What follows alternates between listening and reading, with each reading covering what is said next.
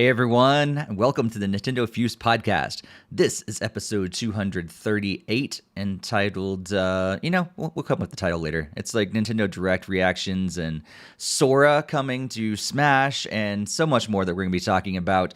We are recording this live on October 5th, 2021, and my name is Steve, and of course I am here as always with Barry. Hey Barry, how's it going? Hey, Steve. Always a pleasure to be here. Absolutely. We are missing Greg tonight, so thoughts go out to Greg for he's got other priorities for sure. But hopefully he'll be back at our next podcast. Just a quick programming note up front: we're going to be taking 3 weeks. Usually we take 2 weeks between podcast recordings, so we're going to be taking 3 weeks before the next one because I'm going to be out of town in 2 weeks from now. So October 26th is going to be our next one. So tonight we're recording on October 5th, but October 26th will be our next one. And then for the most part, I think it's 2 weeks after that for the rest of the year. We looked at that calendar not too long ago, and I think it's 2 weeks pretty much from that point on. But just a heads up for you guys that do join us live. Jakester's joining us in the chat already, saying he misses Greg already. And Jakester's joining us from Twitch. And so before we jump into any of the news or anything like that tonight, we need to talk to our Twitch audience over there. So we are live streaming on both YouTube and Twitch, trying this for the first time. So hopefully it goes well. If you're over there in Twitch land, feel free to join us in the chat. And if you're here on YouTube as well, be sure to join us in the chat. Let us know any of the thoughts that you have about the news that we talk about, the games that we talk about, what you've been playing, all that stuff. We will refer to the chat all throughout the entire podcast. So, Barry, you got anything to say to the Twitch army out there? Well, welcome. Hopefully you like what you see, and hopefully you enjoy, and we entertain you for the next hour or so. That's our goal. Absolutely. Jake's saying that there's a podcast category on Twitch. We need to change that. That was something that hit me like right before we started recording. I was like, oh yeah, we probably should actually change the category. I got to figure out how to do that with the software we're using and everything, and using Restream and all that stuff. So big shout out to Restream for offering us a free option for actually being able to stream on both YouTube and Twitch. Hey Kevin, hey Gyro Tiger, and hey Jakester. People are saying hi in the chat. And be sure to let us know what you think about the news and also what you have been playing recently. Speaking of what you've been playing recently, we're going to talk about that in just a second. But before we jump into that, just a real quick reminder, be sure to subscribe. Be sure to like, hit the bell, hit the share buttons, all those things. It really helps us out.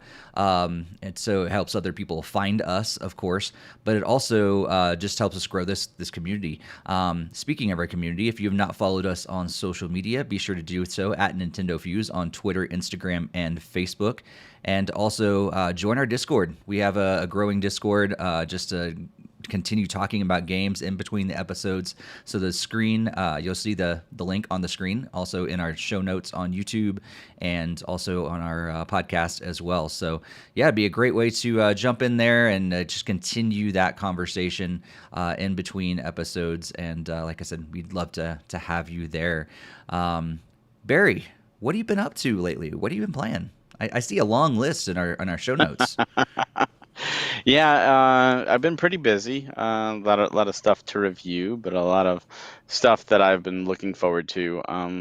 So on the Switch side, I wrote down Animal Crossing again, and this time I actually did a little bit more than just the usual, check in, do my money tree, stuff like that, because they added 3 new spooky recipes that you can get from villagers or from shooting down balloons. So I spent a little time collecting those because I'm a sucker for punishment. What can I say? And I'm waiting naturally for the news coming out, so I figured I'd go ahead and get that knocked out. Pokemon Unite.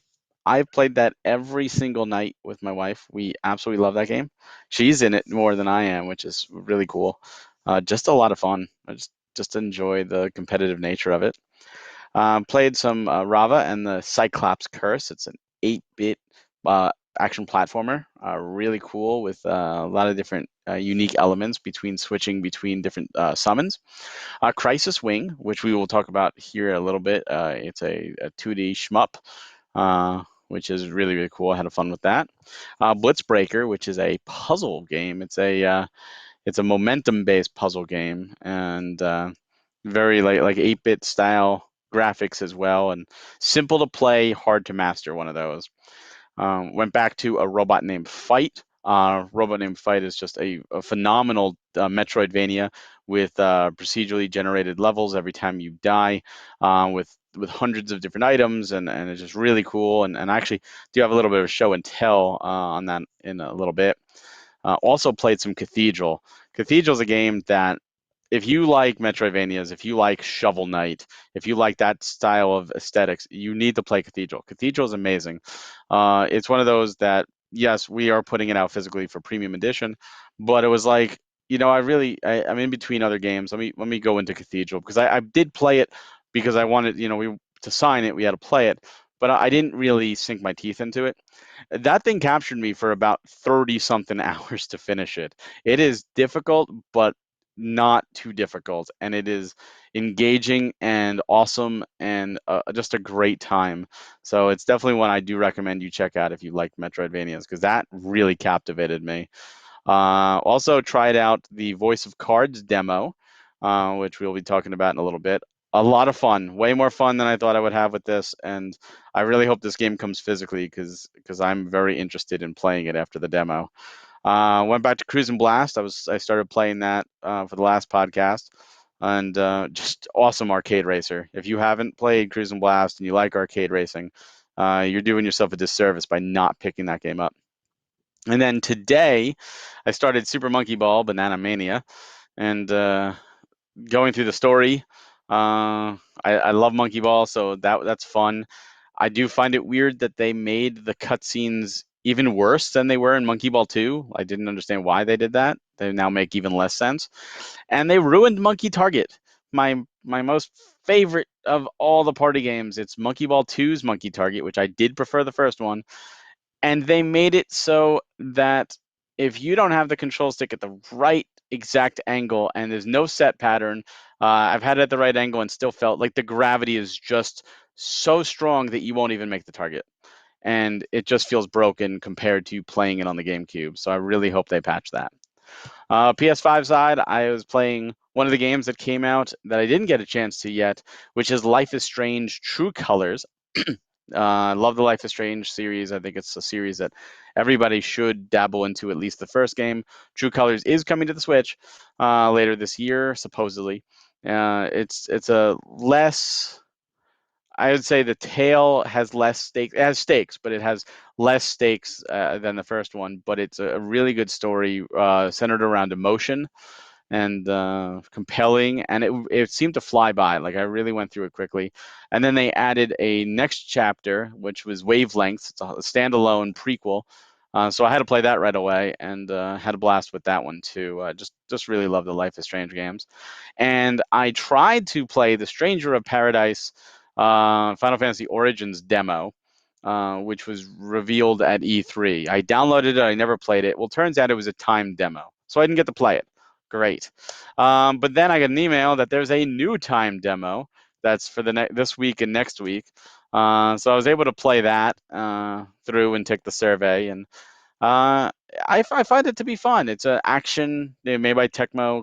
It is like an action Final Fantasy game with loot system. Lots of loot will drop. Didn't find it overly hard at all, but I did have a lot of fun with it. Whether or not it's something that I could sit there and play for hours on end, I don't know, but I'm interested in picking it up.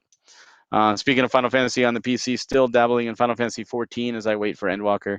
And on mobile, still Dragalia Law celebrating its 3rd-year anniversary, and Mario Kart Tour celebrating its 2nd, with a lot of goodies for both games, so I've been enjoying them. Nice. That is a long list. My list is longer than normal, but not nearly Yes, that it long. is. Before we do that, let's go to the chat and see what everybody is playing there. Jakester again said he would. I think I got it switched. So let me know if it changed over the category on Twitch. I think I was able to do that while Barry was talking. So I think that switched over. But he says he's been playing Ni no Kuni and Fire Emblem Three Houses and working on Golden Deer. and also did Tetris 99 for the Wario theme.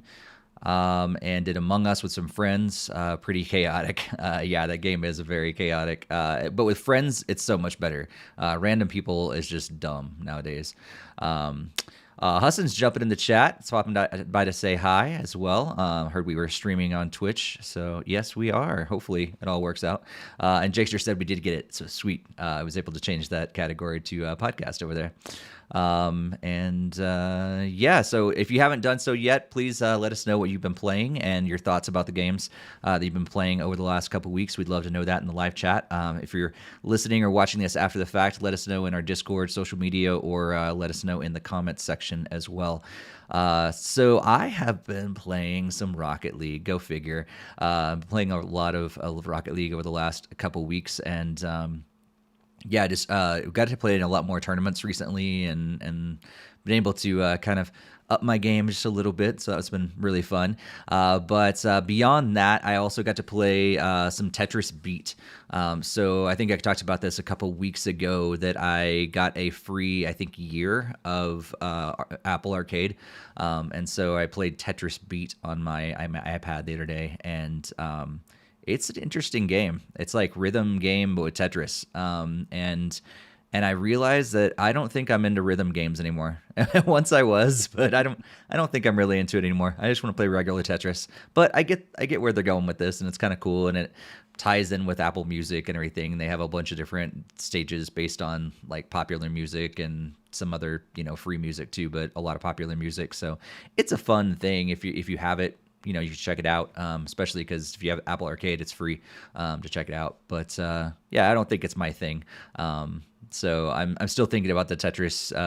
What is it? Tetris, the game that's coming out for Switch. Tetris Effect. Yeah, Effect. So I was like, I wonder if it's kind of like that, and it's not. So also played Crisis Wing. We're just talking about that in just a little bit. Also played Glow for Switch, and this is a game that we talked about I think a couple months ago when it was announced. And I thought I would enjoy it, and I thought I'd be possibly frustrated by it. I am more frustrated than enjoying it. I'll say that. It's hard. I think unnecessarily hard. Like, it's just like, and you have a death counter. So like when you load up the game and it has deaths in the top left corner, this is gonna be difficult. And so there's this ongoing counter of how many times you die, and some of them they're just ridiculous. It's like the second level. Like first one, you go all the way across, you get this little block from one end to the next, and you're done. Second level, you try to do the same thing, and all of a sudden there's a hole that you just fall in. I'm pretty sure everybody's gonna fall in that hole unless you watch someone play the game before you, and you know that hole is gonna be there. You're going to do it. And in almost every level, you're going to die at least once before you actually get to the end and figure it out, because it's all based on like these spotlight around your little character. Everything else is black except for where you need to go at the end. And you got to just figure it out. You shoot these little things across there and across the screen, and they kind of light up like a little circle around where the little dot is. But you just got to figure it out. And in the beginning, you don't realize that, at least I didn't realize, that I can wall jump and I can double jump. It doesn't tell you that. You just figure it out along the way. And then they give you some different other power-ups along the way that you don't understand how they work. And sometimes they're helpful, sometimes they're not. And yeah, so I think I got through about 15 levels before I was like, I'm done. I'm too frustrated to keep playing this thing right now. So that's Glow. And then I did play some Pokemon Unite. I played it on my phone because it came out on mobile pretty much like while we were recording the last podcast. And so I think I played it a little bit on Switch over the last couple of weeks, but I tried to play it on mobile a little more. And it's okay. It's much better on the Switch in my opinion. But it's nice to have it, I guess. I like it more for being able to do the daily kind of check-in kind of thing and just get in there, get my things, and get off. If I want to play the game, I definitely want to play it on Switch. Did you get a chance to play it on mobile as well? I have not. I downloaded it, of course, and this weekend I'm gonna have to be using it on mobile. So I got to try probably tomorrow just to mess around with like a quick match to see how it is. Like I wouldn't do ranked on it for sure, Yeah, but just try to do the daily stuff. yeah, yeah. I did a quick match with like a 3-on-3, and it was okay, but it's just not the same. Like I want a controller. I want actually, tactile feedback to be able to play this game. A lot of players are upset about it because they feel like it kind of ruins the game. And I've noticed it too, where you're getting matches now with people who are on mobile and who started with mobile. And Mm, naturally, they're not as skilled as those who started with the Switch. yeah, So you see them doing things like rookie mistakes. And it's like, because the chat system is so terrible in the game, it's like you can't be like, no, go over here, go, you help us here, or no, what are you doing? And it's like, oh my God, you just get headaches because you see them just running around in circles. And it's like, no, go score. Go score. right, Why are you running away from the enemy? Like, come on, help us out. right, right. Did you get the survey thing that they sent out about Pokemon Uh, Unite? there was a feedback survey Feedback in the survey? game. Yeah. Okay, Yeah, yeah, in and the you can game, get that's what it points for was. that. Yeah, and you There was get points two of for them, it. I believe. Yeah, I think my biggest feedback the whole time was like, give me voice chat and give me better quick chat. Like that's really all I need. The game is pretty solid overall, but like we need some better way to communicate with our team because it's There's awful. one other big thing, and I think you're right. And the other big thing is we could choose a favorite Pokemon, but the order when we start the match, or to select our characters, or in the order we get the licenses, and we Mm, should be able to arrange the order of those. Because if your favorite character is far away from where you start, and someone else goes and picks that character before you, you're SOL. And you really should be able to pick your character and have it auto sort so that you are never paired with anybody else who has that character selected. So yeah, that this way you can play, if you really want to be a tank, you can play your tanky character. If you really want to be an attacker, you can play your attacker character. Because to me, one of the biggest things is getting into a match where I can't get to my favorite character in time. Somebody who's just starting out the game picks that character. So I had to pick like my second main character. And then that character, like at the end of it, scores like 5 points and has zero right. kills. And I'm like, oh my God, we lost. But if I had the right character, I Yeah, know we would have won because I was underperforming. And it's just like, that's heartbreaking, especially when it's a ranked match. yeah, And like, I understand if it's standard or quick, whatever. But when it's a ranked match and then you level because of somebody else like that to me is just broken. yeah, Like you should not be matched with people that are starting out, and you should also they should have some kind of system in place because not everybody plays every character or every type of character, especially when you have to purchase extra characters too. But you know, unless you have a pre-made team, that's like saying, oh, well, you're a first baseman in baseball, that's it. Well, there's another first baseman that got to it first, you're in left field. What? I don't know I don't have the arm for left field.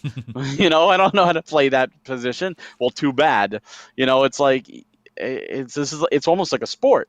yeah, You really need to be able to play the right positions. So right, I right. would like them to do something to alleviate that, especially Yeah. for Ray. Yeah, I think it's interesting. Like, I think I understand why they would not have the ability to have multiple Pokemon of the same type of Pokemon on a team. Like, I get part of the reason why, but it's also really like a pain in the butt when you Yeah. like yours is already selected. Because you probably don't, they don't want teams of the entire all the same Pokemon. I don't know if that would be a disadvantage or an advantage. I guess depends. But yeah, it would be nice to somehow fix that sort of a thing, and at the very least, like you said, be able to rearrange that and be able to get back and actually select the one you want quicker. Let's go to the chat and see what people are saying. Looks like Kevin Wallace says that Mad Rat Dead is the only rhythm game that he's into, and his wife loves the Vinci series, Vinci game. I've not heard of Mad Rat Dead. Have you? Yeah, it's NIS America. Okay. Came out a little while ago. Jakester says it reminds him of the Balan Wonderworld demo. I think he's talking about a Glow, I'm guessing, when I was talking about that. And Gyro Tiger has been playing Sakura Succubus series, thanks to the online review videos, Barry. And also Happy to ended hear up enjoying those games a lot, and also making his way through a game that I cannot pronounce. Tellier Ryza 2. Yeah, very good. Very good. Wow, look at that. But he's mostly into JRPGs and visual novels, which is probably why I've never heard of that game and why I struggled to pronounce it, but I'm glad I did it well. Really, the Atelier series is a long-running series dating back to the PS2 days. That explains And it because I didn't really have a PS2, so well, it was on PS3. It was on I barely had a PS4, PS3. Vita. Obviously, a I DS actually, even had an entry. yeah, I owned two PS3s actually, but they all came very late in the cycle.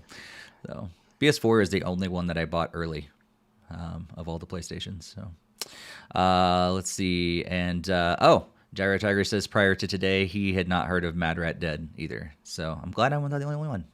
So, It's one of those that went out of print pretty quickly, I believe, and okay, gotcha. at least the physical version. Well, so we're going to move into, we've been doing this the last several episodes and moving into a review of a game chat sort of thing. So we're going to move into that next and get to talk about one game a little more in depth before we hit our news, which is mostly going to be Nintendo Direct and Smash news today. But let's get into this review. Yeah, so the game that we're talking about is called Crisis Wing. It did come out September 22nd, 2021, so very recently. East Asia Soft is the publisher, and they were also kind enough to provide us codes, so thank you very much. Crisis Wing is a 2D shmup game. There are 7 stages that are challenging, and there's 2-player modes, so you get multiple co-op. There's different extra game modes. There's a CRT filter. There's a bunch of cool, old school style stuff.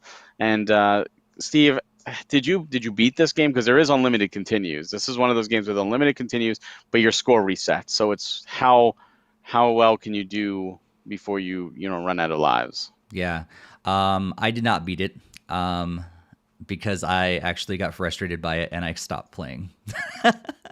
That's my quick answer to that question because I got very frustrated by this game. I like shmups, and this was I felt. I mean, I'm going to be pretty harsh on this review. Sure. I did not enjoy it, and because I thought it was cheaply put together, and there's some things that I have grown to enjoy about other shmups that were not the case in this game. And it really kind of goes back to even early on.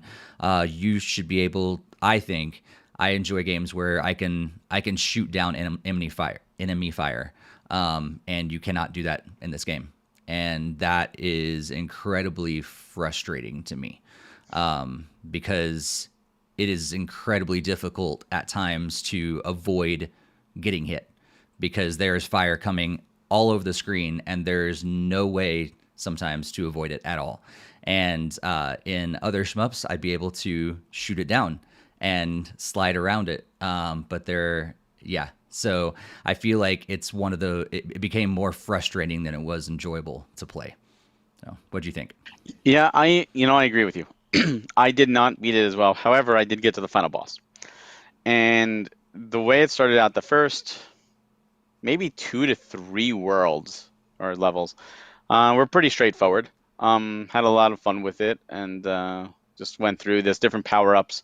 There's 3 different power-ups are color-coded. Like blue gives you missiles, and green and red give you different types of sprays, and then there's bombs. And I do agree with you. I wish that you could destroy enemy fire. I also wish there was a way for you to fire behind you, because sometimes later on enemies do come from behind, and you have to play the dodge game and then attack. What happened around the 3rd stage is the challenge really ramped up. And when it ramped up, I found myself dying a lot. And then the game went from, hey, how high can I get my score? And how far can I go to, can I make it to the next checkpoint before I run out of my 3 lives? So what I wound up doing is you get 3 bombs per life, and every time you die, you get them back again. So that was 9 lives per continue, or 9 bombs per continue. So I would literally go in there and like big wave of enemy, bomb, big wave of enemy, bomb. And I would do that and then stay alive as much as I could, and then die, and then get back and do it again, and hope that I was able to bypass enough enemies to get to the next checkpoint. So I died and rinsed and repeat, because it is very, very difficult. And I found, like, a lot of times it's like, oh, I'm starting to play, I still have 2 bombs left, and then I died, and I'm like, well, those 2 bombs are gone now. There it goes. And when I started playing the game like that, it stopped being fun. Some of the later stuff, especially World 6 and 7, some of those checkpoints took me 20 minutes to 30 minutes just to be able to get past the enemies, because they were really, really hammering me. And like I said, I got to the final boss, and the reason I didn't beat the final boss is because, again, the same thing, so many bullets, you can't shoot it down. The final boss checkpoint doesn't actually start at the final boss. It starts with one segment of enemies beforehand, but those enemies are missiles coming from behind you, so you see them slowly creep up as they go up the screen, but they're also shooting left and right. So you either burn through an entire live's worth of 3 missiles, or you're just really insanely good at dodging, because you can't really attack them otherwise. Then you get to the final boss, which I did beat, but then there's a second form of the final boss, and at that point I was so depleted that it killed me, and I'm like, you know what, this is no longer fun. I got to this point, I feel I could talk about the game, and that was my personal experience. Now, you could be totally different. You could be one of those, I absolutely like bullet hells, I absolutely like not being able to shoot down enemy bullets and having to focus on dodging that, and you know what, if that's the case, then absolutely, hands down, go for it. Yeah. But this is one of those things where it just became a war of attrition. And yeah, and I feel like it was really difficult, to get any sort of strategy beyond what you were talking about. Like, just make it to the next checkpoint and die, because there's so much enemy fire coming. Like, it's hard to even pick up the right power up that you want, or those extra things that they would drop. I don't even know what they did. I feel like there was just extra points, or maybe somehow enhanced my shooting. I don't even know what they were. But for the most part, I'm like, I can't get those because they're always dropping and they're going away, and there's fire coming everywhere. So it's basically just keep holding down the fire button and try to avoid as much enemy fire as you can, and wish that you can make it to the next checkpoint. That's the game. And I wish there was some way to add some strategy to it. Like, that's what I feel like it was missing, was any way to play strategically. And I did check out, because I got in the menu and started playing around with the different options and stuff like that. And I realized you can actually turn the screen sideways and play horizontally instead of vertically, which I did like better. I think only because it was using the full screen, because that was weird to play like an arcade style, like, vertical thing on my TV. And so it was like, I want to see the game bigger. So playing horizontally, I feel like I did a little bit better, but yeah, it was still, I was frustrated the whole time. And they have like the time attack modes and the boss rush modes and things like that too that I tried, but all of it was basically just frustrating for me, and did not have a good time. Yeah, it's nice that they added those extra modes. I didn't change the screen, so I did do the vertical. I wish and maybe there's instructions and I missed it somewhere, but I would like to know, like, I figured out what the power-ups were doing, but somehow, and I don't know how, because sometimes you get multiple power-ups, and there'll be like 2 things, and if you have red and you click red and then you click the green, you get the green, like whatever the last one you pick up is. Somehow, I don't know what combination I picked up, I heard the voice power up said, and now I had the red and the blue. Like, I had the missiles with the spread, and I was like, oh, this is great. I have no idea how I did that. And then, of course, I died and I lost it. Right. I was like, 5 okay. seconds later. 5 seconds later. So there is, I guess, a way to combine power ups, and I'm sure if East Asia Soft watches this, they'll be like, oh, it's simple. You just have to do this, and it's probably super simple, and I just didn't figure it out. Yeah. But that was an experience I had, so I figured I should talk about it and at least mention it, because that is something that did occur. But yeah, it's just one of those things where I like you. I saw this in the trailer. I'm like, I really think this looks fun, and it does. The graphics are great. The music is great.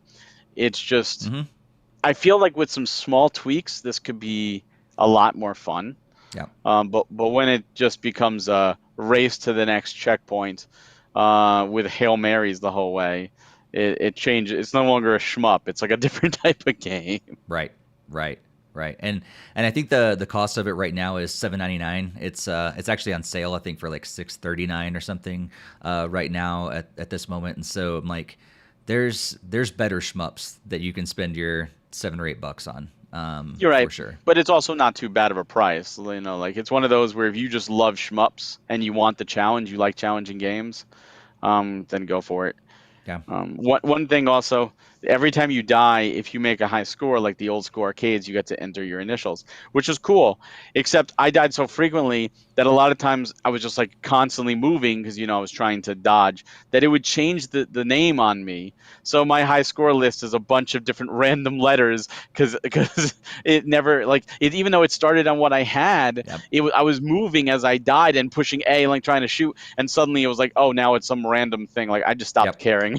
Yep. Yep. I totally experienced the same thing. Because I kept hearing this boom, boom, boom after I die. I was like, what is that? And I realized, oh, it was just selecting AAA the whole time. Just because I had the fire button still held down. It was like boom, boom, boom, done. And I inserted my name as AA. And then like, yeah, I changed it to mine and I didn't save it because I just happened to accidentally move, left or right or whatever. And then I had RMC and all these other random Yeah. things. So yeah.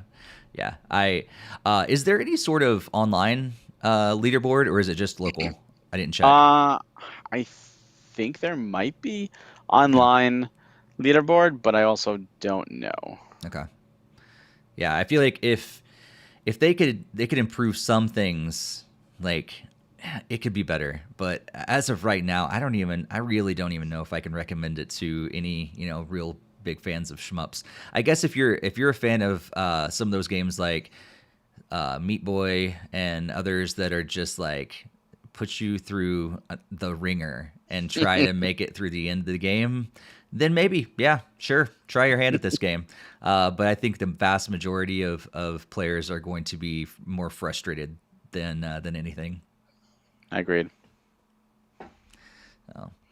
All right. Well, that brings us to the end of that review. If you have played Crisis Wing, let us know what you think about it, and yeah, we would love to know. Kind of going back to the chat, looks like some different people were talking about this. Jakester's avoiding the rage mode, yeah, or he's talking about me avoiding the rage mode, yeah. If you go back to some old podcasts, there was a couple games that I definitely needed to go into rage mode about. This is not one of them, but it's borderline. And then Gyro Tiger says props to us both for taking on the game, and can imagine how frustrating that could be. And Kevin also said he was glad he was here for this because he was considering picking it up.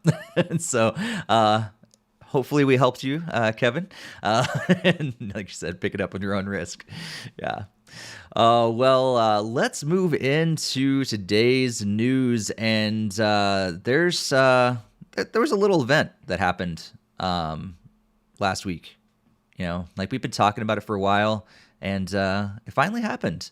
That Nintendo Direct finally happened. So if you are joining us and you're just usually here for the podcast, let you know that we have a website. And you can check out NintendoFuse.com. We have a post over there with all the details, including the video. So if you haven't got a chance to watch that Nintendo Direct from September 23rd, it's over on NintendoFuse.com. You can check out the video, all the details there. We're going to be going through that post as we kind of walk through the Direct and what was announced. And then also kind of have that part 2 that happened earlier today with Sakurai's presentation on Smash Brothers Ultimate and a couple other things that he announced while he was at it. But Barry, what were your thoughts about this Nintendo Direct? Because my personal thoughts was I thought it was awesome when it happened, but I quickly forgot about it. Like, as I was preparing for today, I was like, oh my gosh, what did they announce? I forgot. I don't know if that was just me and what happened over this last week or if it really was forgettable. But I really did enjoy it when I saw it, but I did kind of forget about it quickly. I don't know if that was your experience or not. See, normally with Nintendo Directs, I usually when they end, I'm usually like super hyped.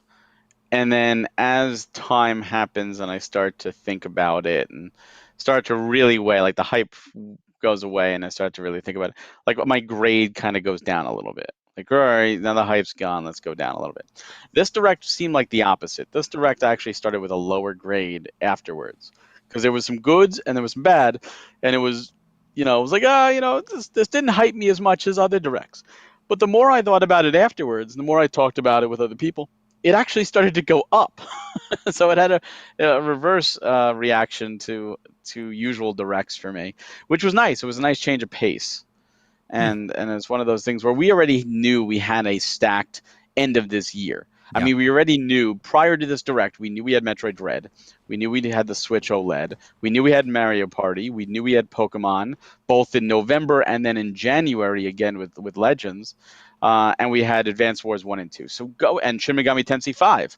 So going in, we already knew this, was packed. Cruise and Blast as well we knew about, and WarioWare we knew about, which happened right around the direct time. So we knew Yeah. we were already set. If there was no direct, we were set this holiday season.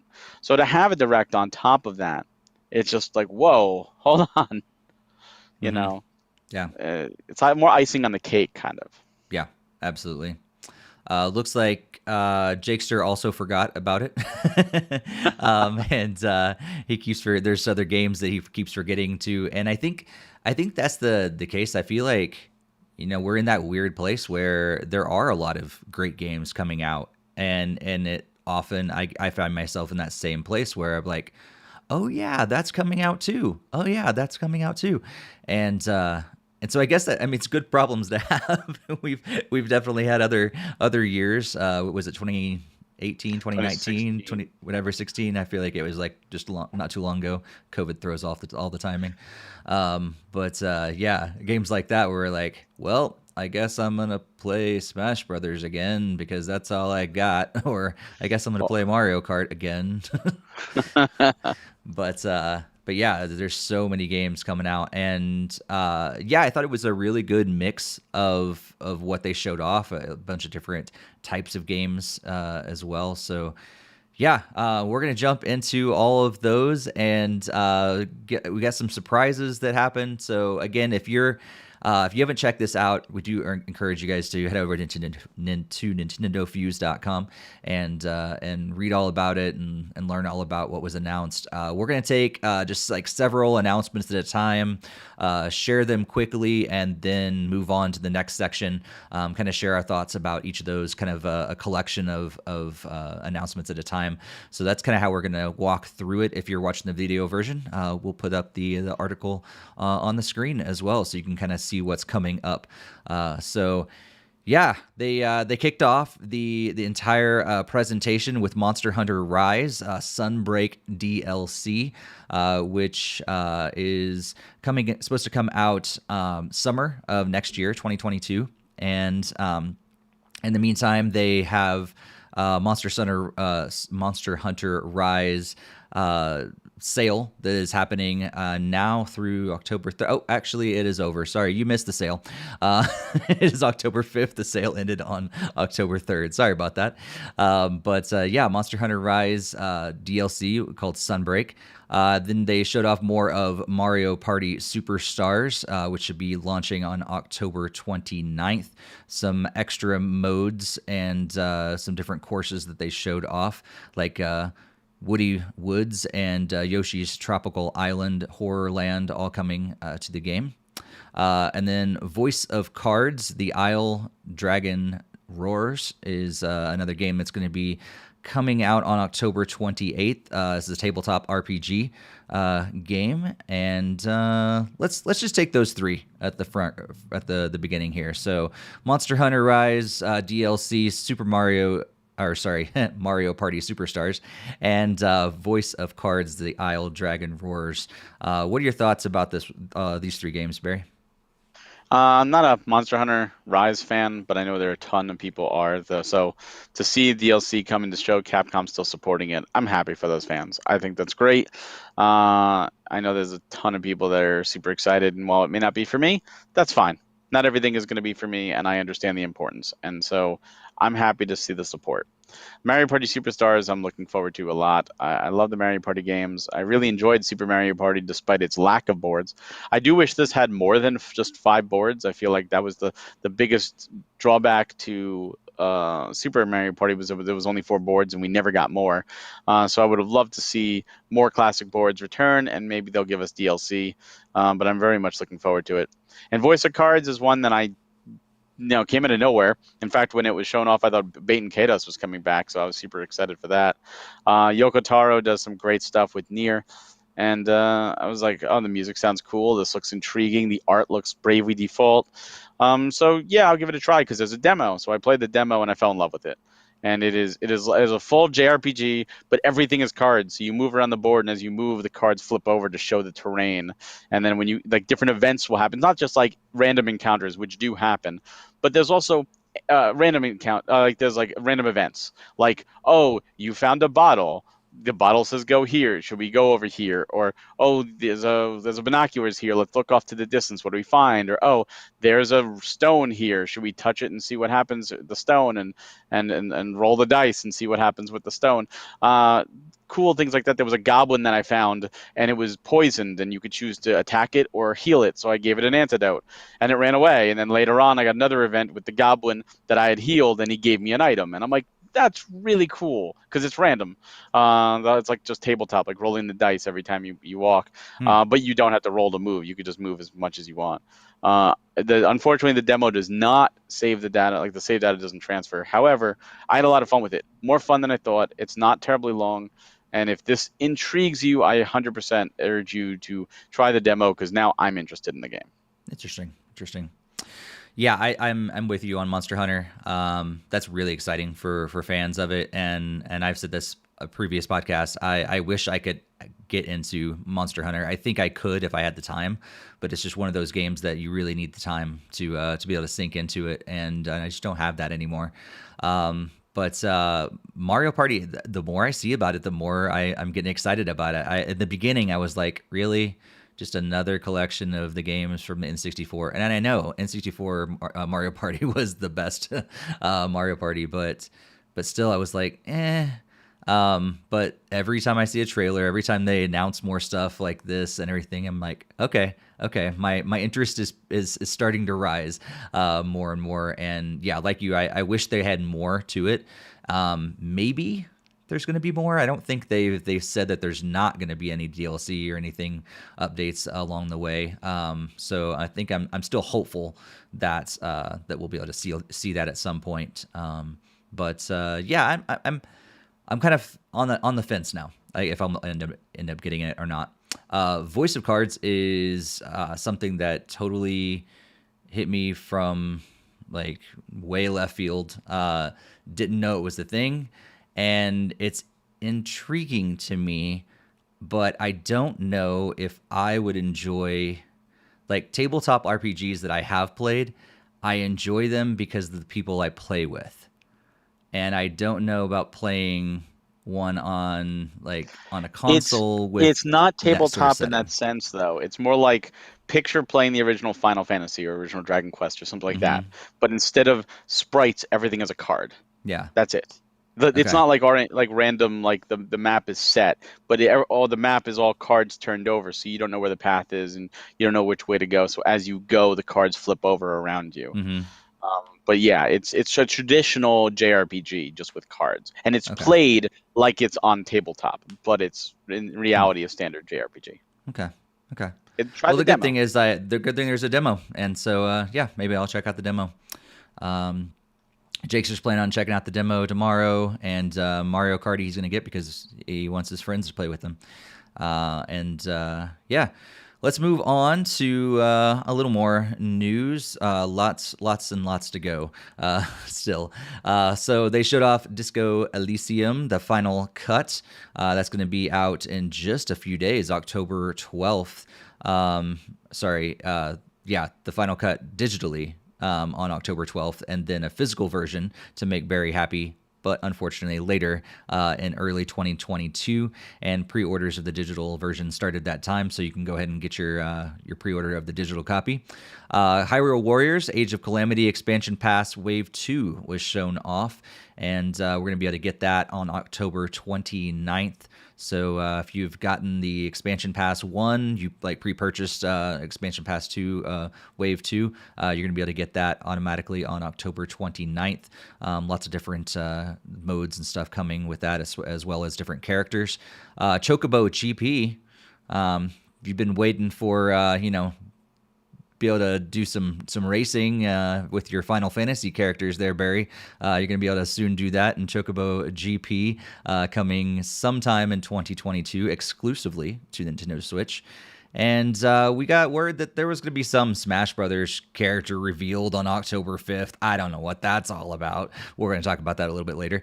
And then we finally we got a new Kirby game coming out. Sometime in spring 2022, called Kirby and the Forgotten Land. And looks like this game is mostly the 3D kind of version of Kirby that people have been wanting. It's went back to the I guess, I don't know what you call it, the more traditional graphics. It's not like a yarn version or anything like that. It's more of a, what you would expect from Mario or Kirby in 3D. And so that's going to be, like I said, coming out in spring 2022. So there's like 5 different announcements there. Barry, what'd you think about all these? I've heard really good things about Disco Elysium. I do plan on picking up the physical. And since it comes out, the physical in 2022, I'll see what my gaming schedule is like and whether I play that right away. The Hyrule Warriors DLC, I did not get the first wave when it came out, and I loved Age of Calamity. I 100%ed that game. I would like to go and see what the expansion pass includes, but October 29th is already a stacked day, so I might wind up doing that later towards the holiday, if at all, depending on how crazy things get. Chocobo GP, fantastic, 100% fantastic. I like the Chocobo racing games. This isn't the first Final Fantasy racer. What really has me is that there's Final Fantasy 9 characters and Final Fantasy 9 carts and Final Fantasy 9 stages. That is great because 9 is often forgotten about, and it's a great game. Love the fact that it's exclusive. Up to 64 players in a tournament-style bracket is really interesting. It also seems to have a similar combat system as Diddy Kong Racing, where you can power up the same type of Magicite, which Diddy Kong Racing did on the N64, where you had like the missiles and you got 2 missiles and then the homing missiles, like the more missiles you picked up if you held on to. So it's like the risk versus reward. Love it. Smash Brothers we'll talk about later, so we don't really talk about it now. And then Kirby and the Forgotten Land, absolutely love it. I love 3D platformers. And I love Kirby games, so it's a win-win. If it's anything like Mario 64 or Mario Odyssey, but with Kirby, forget it. Like absolutely bring it on. I will sink my teeth into it. And I'm somebody who enjoyed Star Allies, even though I know a lot of people found it too basic. I did enjoy Star Allies, so having a second Kirby game on the Switch, hell yeah. Cool. Yeah, I'm totally with you about Hyrule Warriors. Didn't get Wave 1 expansion. I may eventually, but it's one of those things that, like, I really enjoyed the game, but I don't need it to keep going on necessarily. In fact, I don't even think I 100%ed it yet, so I can always go back and do some of those challenges again. Disco Elysium, never kind of into that stuff. However, I've heard nothing but good things about it. So maybe I'll check it out if there is a demo. I'll gladly check the demo out because I know this, like, people just raved about this game. So we'll see if I get it or not. But Chocobo GP, probably not going to get, but I love the fact that it's out and it's cool that it's exclusive. Smash Brothers, like we said, we'll talk about that a little later. And Kirby and the Forgotten Land, I feel like I've told people this before on the podcast, but I'm not a huge Kirby fan, mostly because I feel like it's too easy of a game. And so I think, and that's kind of the design of Kirby. It's supposed to be an easier game usually. And so this is the first Kirby game ever that I've actually gotten a little excited about. And so, yeah, we'll see if I end up checking it out. But just the look of it, how it's going 3D, and how, like, yeah, you just said if it's like Mario 64 or something like that, I'm like, I think I could really enjoy this game. So I might end up actually buying a Kirby game for the first time ever with this one. So we'll see. Oh. Well, moving on. Actually, let's go to the chat first. And a lot of people, a lot of love for Kirby. In fact, that's like all the comments that I see right now is that most everybody's like really excited for Kirby. So that's awesome that you guys are excited for it. And yeah, we'll be able to talk about it more in our Discord. So another plug for our Discord. Jump over there. When you get Kirby, we can talk more Kirby over there.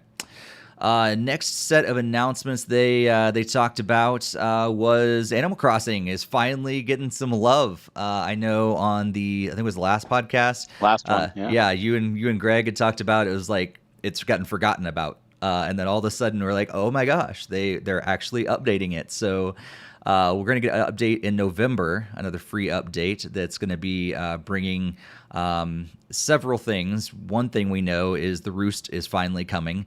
It looks like it's going to be an additional room in the museum, which a lot of people had assumed that was probably going to be the case. And then we're going to get a New Horizons Direct in October. And so more information coming very, very soon about what that update will include. Also, Mario Golf Super Rush. More content is coming to that game that day. We had new playable characters and new courses that were added to the game. And so if you are a fan of Super Rush, you can actually... you probably already have those, but if you haven't, make sure you download that update so that you can get those extra characters and extra courses. And then Disney Magical World 2 Enchanted Edition is coming to the Switch. This was originally on the 3DS, and now all the extra content and everything is all being ported over to the Switch so that you can play and, get lost in the Disney digital world. So, Barry, of these three, anything stand out? What do you think about these? I'm excited for Animal Crossing, not only because my wife loves it, but we were just talking about how we were starved for content. There's also one other thing that was not shown in the Nintendo Direct, but it was tweeted by the Isabelle Twitter, which is the official Twitter, is they're going to be doing a 5th series of Animal Crossing Amiibo cards. And there are already 5 sets, but the 5th set that was put out was the Welcome Amiibo set, where they're all in the little vans. There's going to be a 5th set of the Happy Home Designer set, which most people speculate are going to have the New Horizons characters, the characters that never got cards, maybe some of the original N64/GameCube characters. But that's also concerning because these are 100-card sets, and for those of us like me that actually collected them all, now we have a whole new hurdle to get through, as if Amiibo aren't expensive enough. But that is coming. Mario Golf I never played, didn't really have any interest, but I'm so happy for those that do play it, because again, it's new characters and new courses for free, so go for it. And Disney Magical World 2 kind of took me by surprise. We just keep getting 3DS games, Miitomo, and now this. I would like to see Monster Hunter Stories 1 come over. That'd be good. I never played either Magical World games. I mean, I'm sure they're great games. In fact, I've heard pretty good things. For me, the biggest takeaway for Magical World 2 is it's the last appearance of the original voice actor of Scrooge McDuck, the one that we grew up with DuckTales and all that. He died. I think he might have even died before the game came out, but he had recorded his lines, or it was right after. So if you're a fan, that is something, unless they change it, which I don't know why they would. It is the last time he ever actually voiced the character.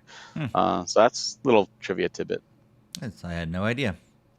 Yeah, I agree with you. Animal Crossing is the thing that most excites me. I need something to pull me back in the game because there's, I'm sure, so many weeds in my village, my island, and there's probably roaches just taking over my house. And so I need something to make me turn the game back on and check it out.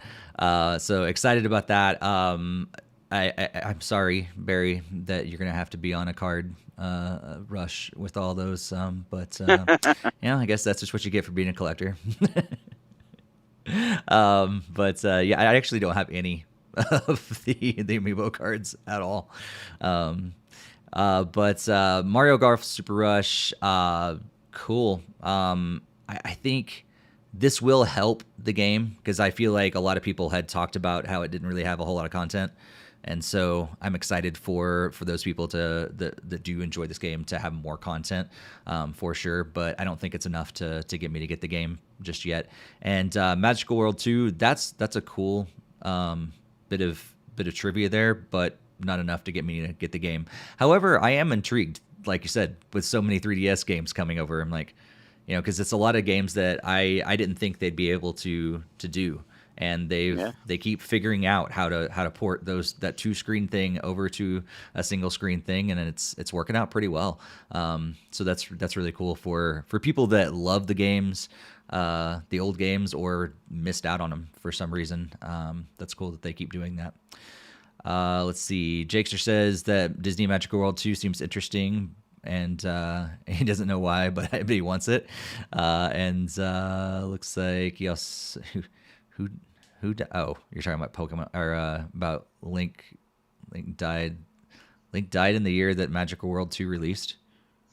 Is that is that Link that died in the? No, I don't know what Jakester's talking about. The actor who played Scrooge McDuck died in the year that World. Yeah, but I don't remember if the game actually. Yeah. I don't remember if the game actually released first, or if he died before the game was released, but he did record his lines. Gotcha. At least. Some of these comments from chat I need to read in context because I forget what they were. Oh, yeah, we were talking about that. All right, so let's go back to a little more announcements. Star Wars Knights of the Old Republic is finally coming to Nintendo Switch on November 11th.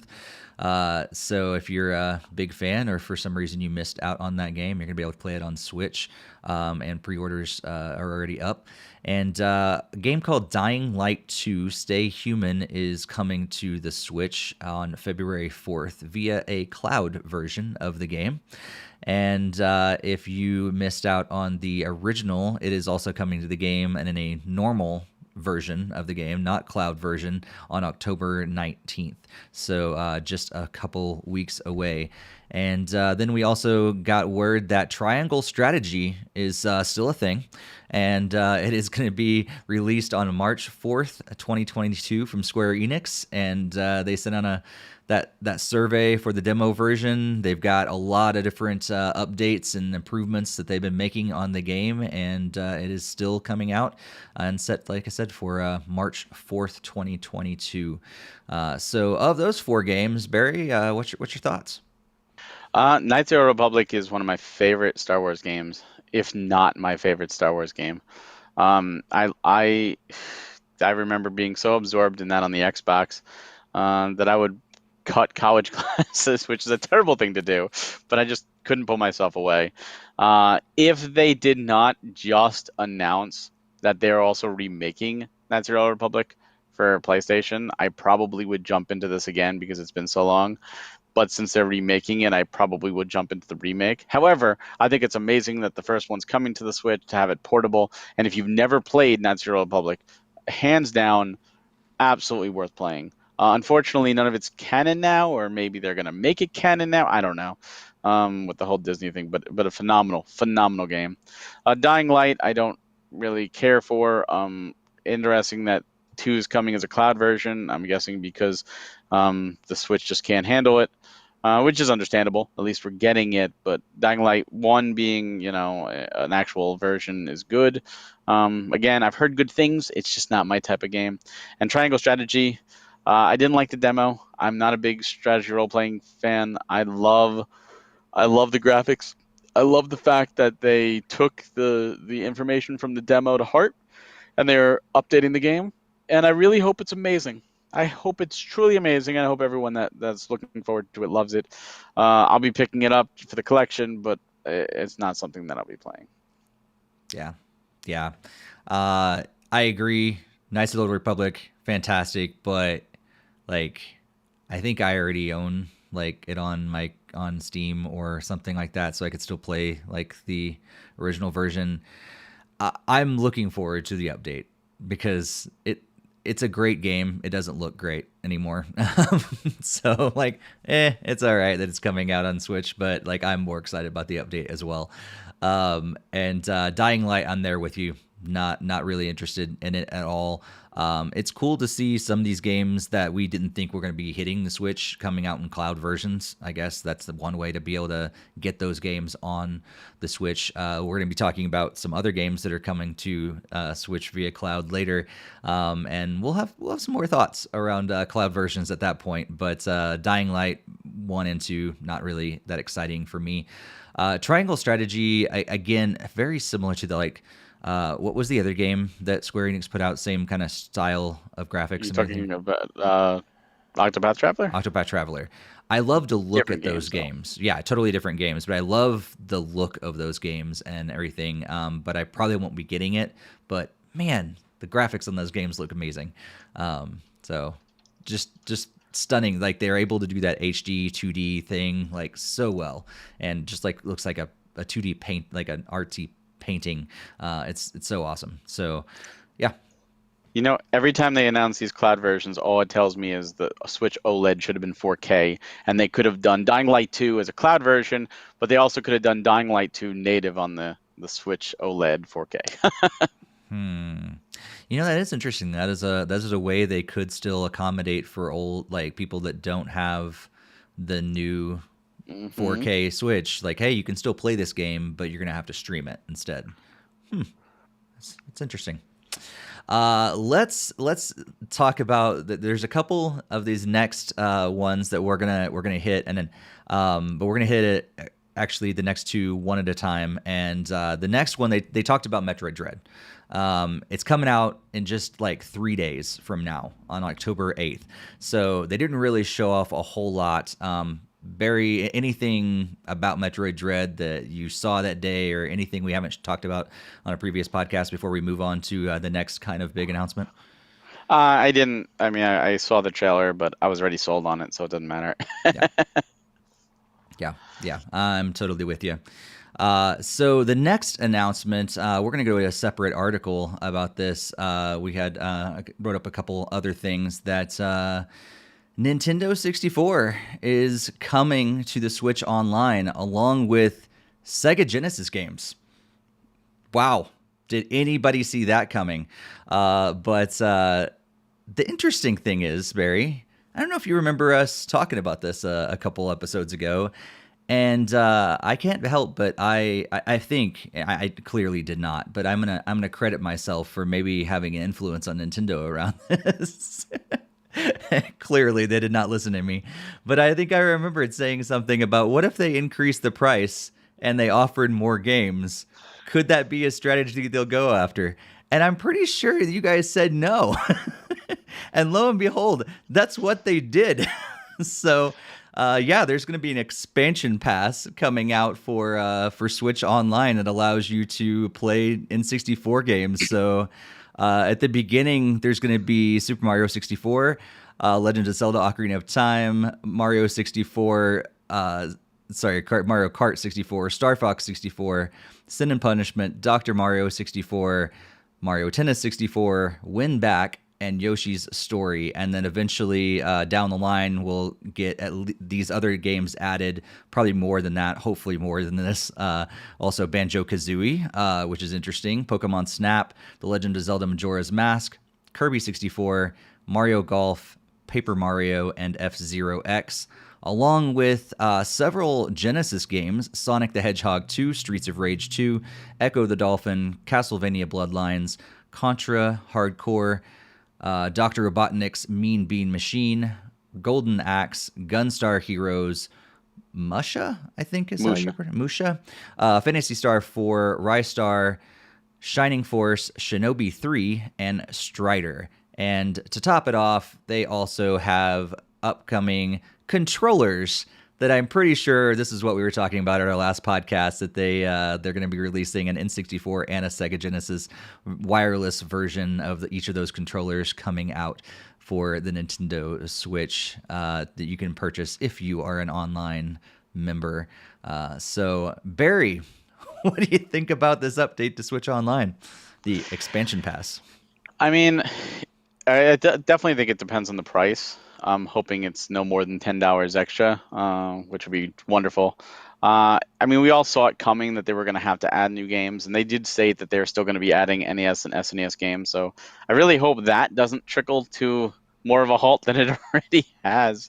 But yeah, I mean, I'm happy, especially because there's a lot of people that didn't get to experience these games, first and foremost. Second, playing these games without, like the N64 without an N64 controller sometimes just doesn't feel right. Like I remember when Sin and Punishment, which we never got over here, it came out on WiiWare, and I bought it and I downloaded it because I really wanted to play it, and I played it with the Wii Pro controller, and I thought the game was good, but I really couldn't get into it because the controls weren't designed for the Wii Pro controller.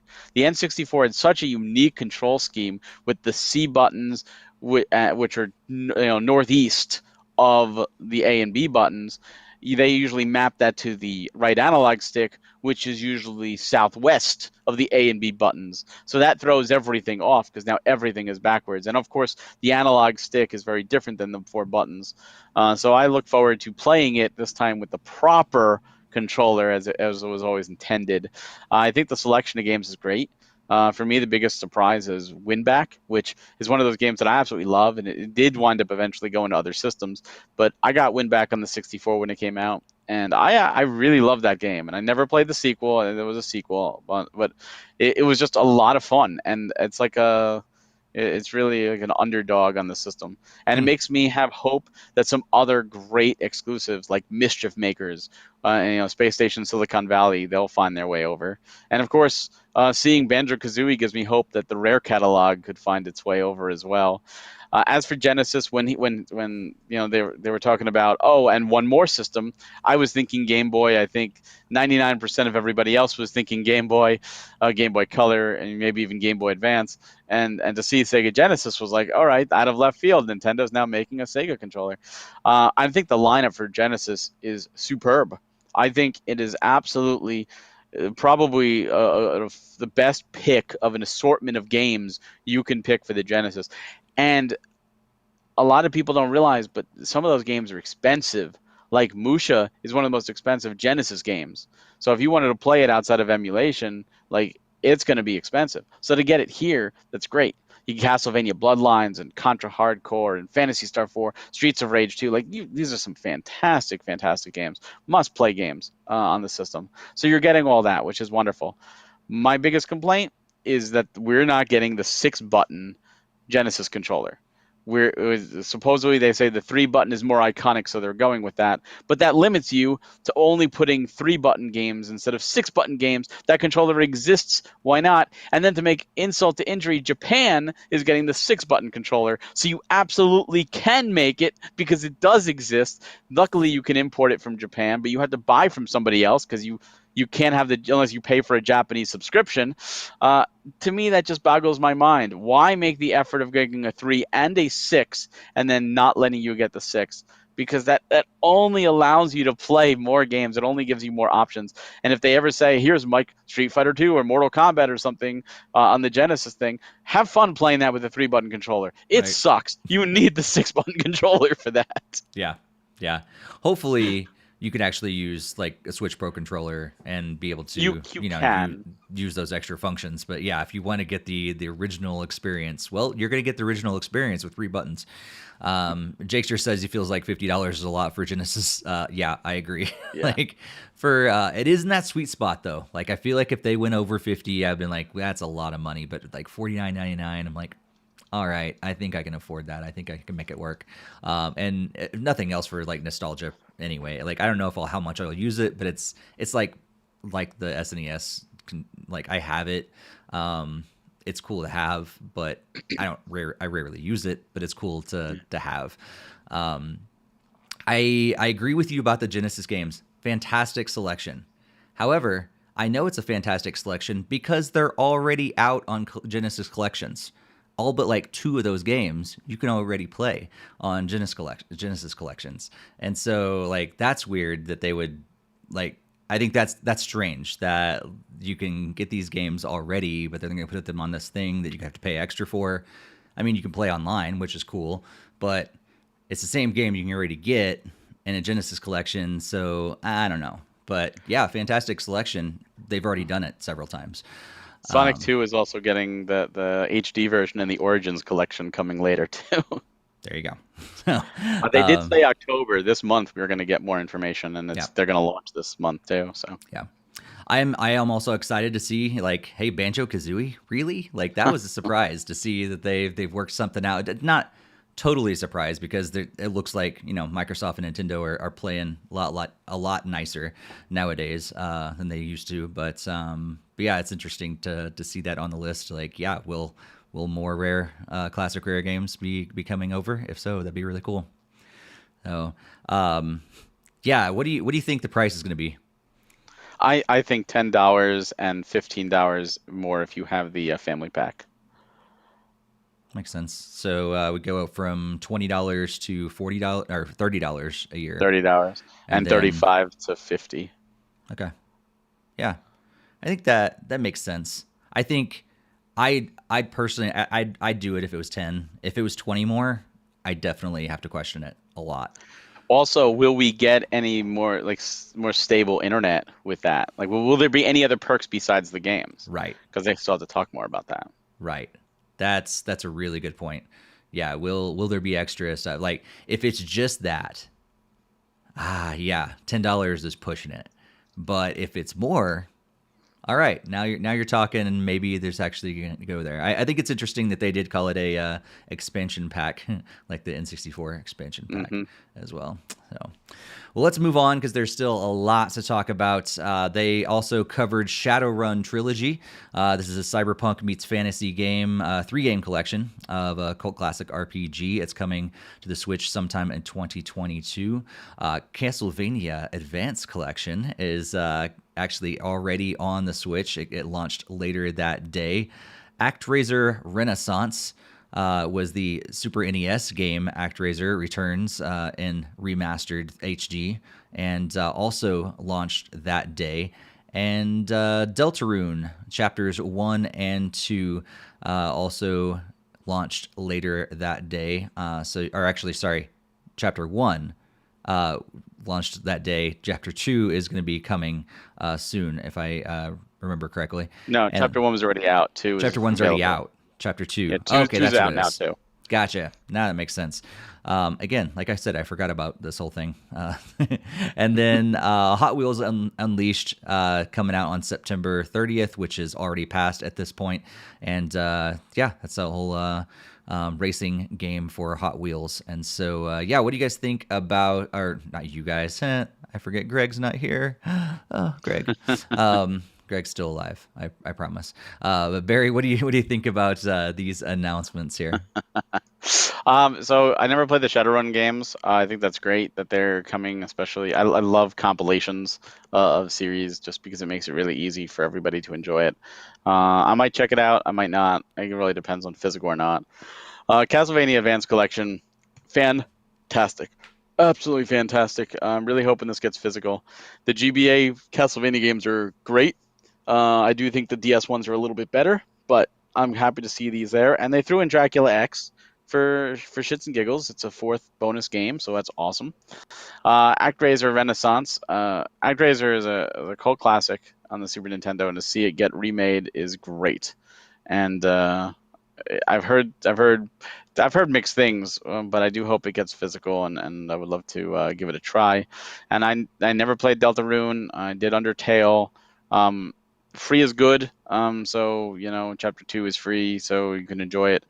Hot Wheels Unleashed, I do own. I did pick it up. I haven't played it yet, but I've heard nothing but amazing things. Like a lot of people saying this game is better than it has any right to be.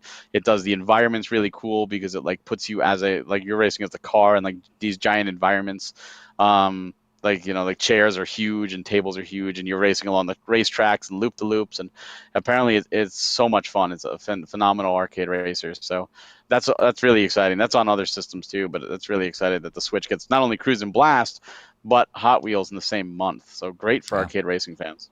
That's true. Because we went so long without really many arcade racers on the Switch. So that's really exciting.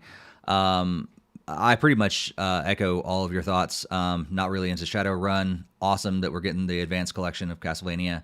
And it might be one of those things that I end up picking up because I think I only played maybe 2 of those games originally. I didn't play all of them, so cool to have it all in a collection. And ActRaiser was one of those games that I had heard about but never played, and so that's cool that we're getting it on Switch and remastered in HD. That's pretty awesome. I didn't realize it had that much love, and so that's cool to hear. Deltarune, like you, never been into it, but cool to have the update. And Hot Wheels is one of those games that I eventually might be picking up because I'm always a fan of an arcade racer, and but now I got to pick. We're cruising or Hot Wheels. Which one do I pick? Why not both? Money. But yeah, so let's keep moving on. 5 more games, actually 6 games that were announced, talked about before we move into another weird thing that we got to hear about, but we'll get to that in just a second. Surviving the Aftermath is a procedurally generated world-building game that's going to be launching this winter. Shin Megami Tensei 5 was shown off, and the game is going to be dropping on November 12th. Wreckfest is a demolition derby-themed racing game that's going to be out on the Switch this fall. And Arcade Archives Pac-Man and Arcade Archives Xevious both dropped that day, and so you can get both of those arcade versions of that game, each of those games. And Rune Factory 5 was shown off, and that's going to be launching on the Switch on March 22nd, 2022. So Barry, what do you think about these set of games?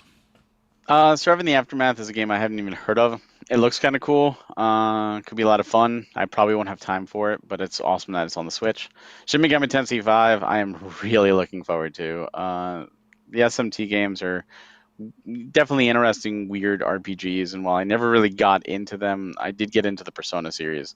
And for everything I've seen about 5, it just looks great. I love the premise, I love the story, I love the artwork, the character looks cool, and the combat looks great, and absolutely November 12th, I am looking forward to diving into this game.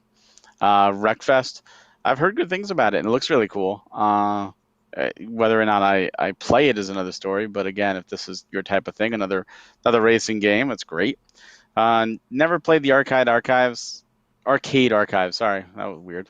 Pac-Man and Xevious, I played, however, in the arcades on the actual arcade, machines.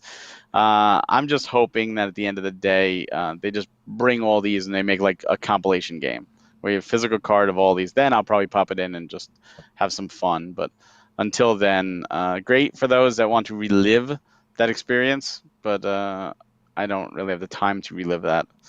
And Rune Factory 5, 100%, so looking forward to it. Rune Factory 4 Special, one of my favorite games on the Switch. Took me by surprise, just a ton of fun. So I'm really looking forward to seeing what the 5th game has to offer. Nice. Jakester says he's hyped for Rune Factory 5. It sucks it got delayed a lot of times, but yeah, I agree. But like I said, we've said about a lot of different games. Hopefully, delays being better game in the end. And Gyro Tiger says that he thinks it's cool that Shin Megami Tensei 5 comes with a steelbook as well. Yeah, I'm.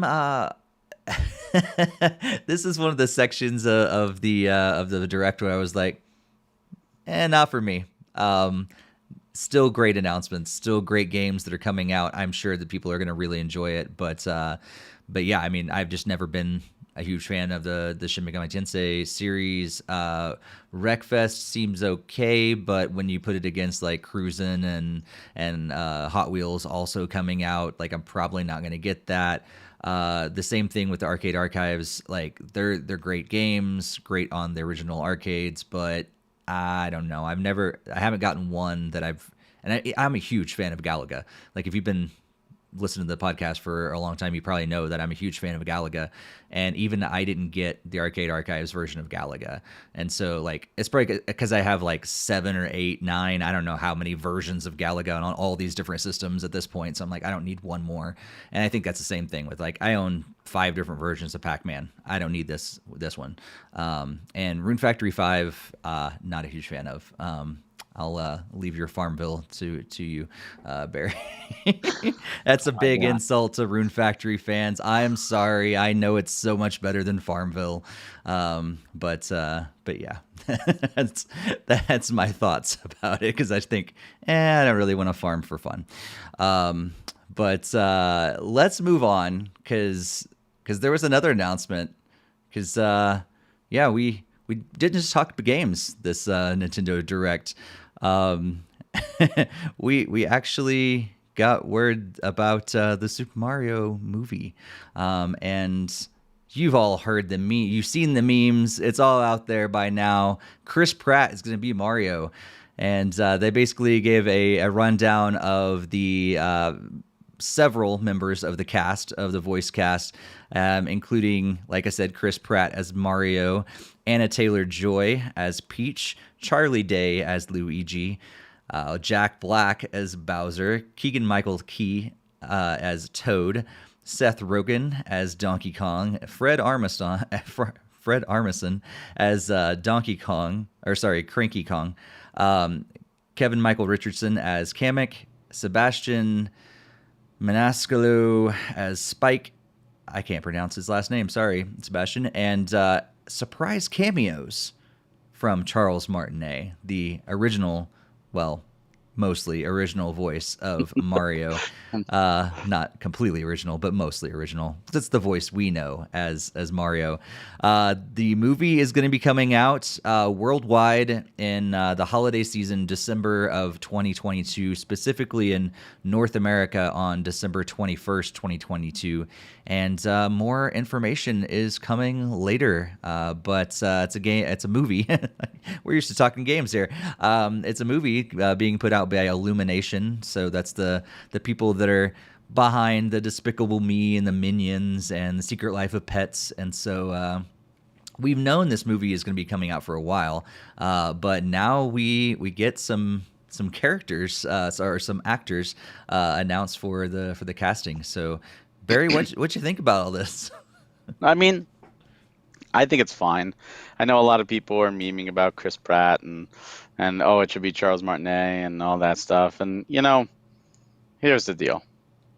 I'm gonna reserve my judgment until I see footage and hear, because I remember back in the day when everyone was like, "Oh my God, Mr. Mom is gonna be Batman."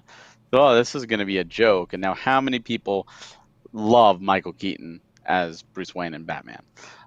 That's just it. You have to judge things after you see how it is. I also come from the generation where we had Mario before Mario was Charles Martinet. We had the Super Mario Brothers Super Show with Lou Albano, and we had, I forget who did the voice in the cartoon. It might have also been Lou as well. We had the Bob Hoskins, the Super Mario Brothers movie. We had Super Mario Brothers 3 cartoon. We had Super Mario Brothers World cartoon. We had Mario talk a lot of our generation in sentences before Charles ever had the thing. So for me, hearing another voice doesn't bother me because I grew up where Charles wasn't the voice of Mario. So I'm going to reserve judgment since Miyamoto-san is, overseeing this. I'm sure if he heard Chris Pratt and said, "Oh God, no," he would veto it. This is his baby. So if Miyamoto is like, "Yes, I'm okay with this. I like this. I'm happy with this," I think we should give him the benefit of the doubt and wait until we hear what it sounds like. Now, if it comes out and it sounds terrible, Sonic movie rage, let's go for it. Absolutely. But if it comes out and it says, "Wow, that sounds really good," so I'm reserving my judgment. I think this could be fantastic. I think this could be terrible. I think this could be a total train wreck of a cult classic movie like the original Mario movie, or this could be the next big thing, and we're setting up a Smash Brothers, universe with Detective Pikachu and Sonic the Hedgehog. Yeah. Yeah, I totally agree with you. I think, you know, yes, we have Charles Martinet, and he's fantastic, and he's great. And initially, I was shocked. Like, I saw the casting list, and I saw his name, like, I think on the list, and I go, oh my gosh, they actually got him to voice Mario. And then all of a sudden, it was like Chris Pratt as Mario. I'm like, oh, okay, where are you going with this? And then, people like Jack Black as Bowser, and I'm like, all right, Seth Rogen as Donkey Kong. I'm like, oh, okay, where are you going with this movie? This could be really interesting. And there's some big names in there, and that's really cool. I think to get they've spent some money on this movie, and to get those kind of names and to be able to see like Chris Pratt so excited to play Mario, like that's like his kid dreams coming true. And so that's really cool. And I think the big thing for all of us fans is like to remember, like, Charles Martinet never played Mario in the on-screen versions of Mario. It was always the game versions of Mario. So if we think of it in that way, we're able to like kind of detach a little bit, and it's okay. But it is really cool that he's in it. So like, there's a lot of different speculation. I know people are kind of theorizing about, how Charles is going to actually play into it. What's the storyline? How is this all going to work out? Because they've got, Cranky Kong in it, and Donkey Kong and Peach and Luigi, but also like Spike and like characters like that. You're like, oh, that's interesting. Like, where are they going to go with this story? You get any thoughts around like where they could go with this, Barry? I don't know, but to me, the most exciting thing was seeing Spike there, because I think a lot of people watching that was probably like, who? Or they might be thinking of the green enemy that spits Right. the ball, the spiky ball that's in the more recent Mario games. But Spike was Foreman Spike, who was from Wrecking Crew, and that's like, wow, they're talking about Mario's appearance in Wrecking Crew, like they're canonizing that as prior to Super Mario. So maybe he starts off, working as a constructor worker, because remember in Donkey Kong he was a carpenter. So now he's a construction with Wrecking Crew, and Spike is his boss, and then he winds up maybe going from there, doesn't like it, and becomes a plumber, and then does it's like the Mario Super Show where they're unclogging a drain and they get sucked into the Mushroom Kingdom, and we reenact that for all we know. Who knows? As long as they do the Mario. Bring your Oh man, arms that side to has to be side. there somewhere. That has to be there somewhere. I know. There's so many ways that they can just bring in little Easter eggs here and there that I really hope they do. But I think the biggest thing, You know what I yeah. want to see though? What's They that? need to somehow put the PSA of Lou Albano in the Mario outfit talking about drugs. That Yes. has to be there somehow. Uh, yeah. If they're just watching TV and seeing him do it like in an infomercial or something. You do drugs, Uh, you're gonna die.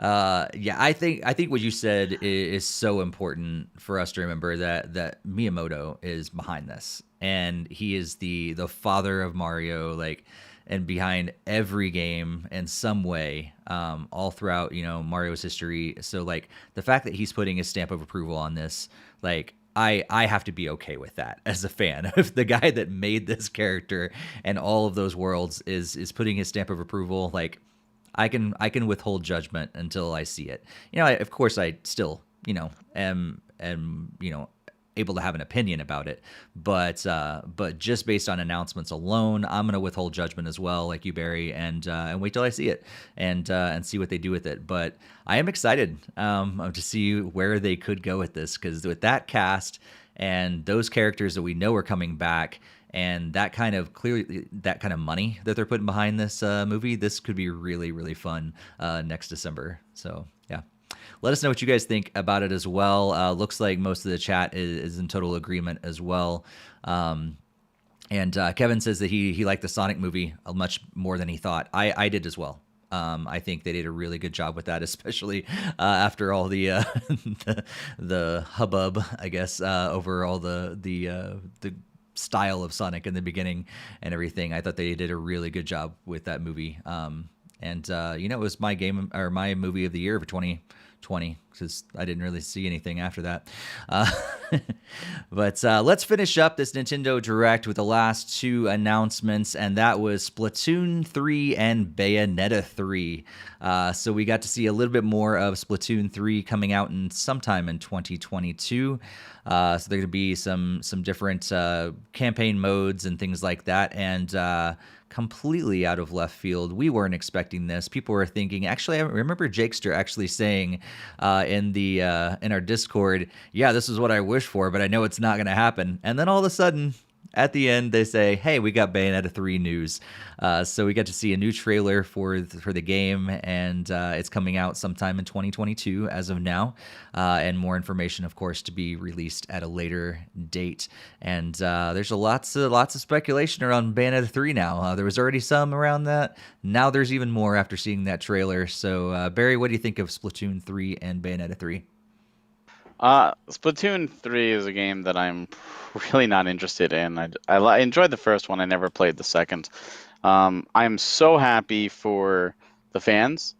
I also think Splatoon 3 and the whole Splatoon series has some fantastic music.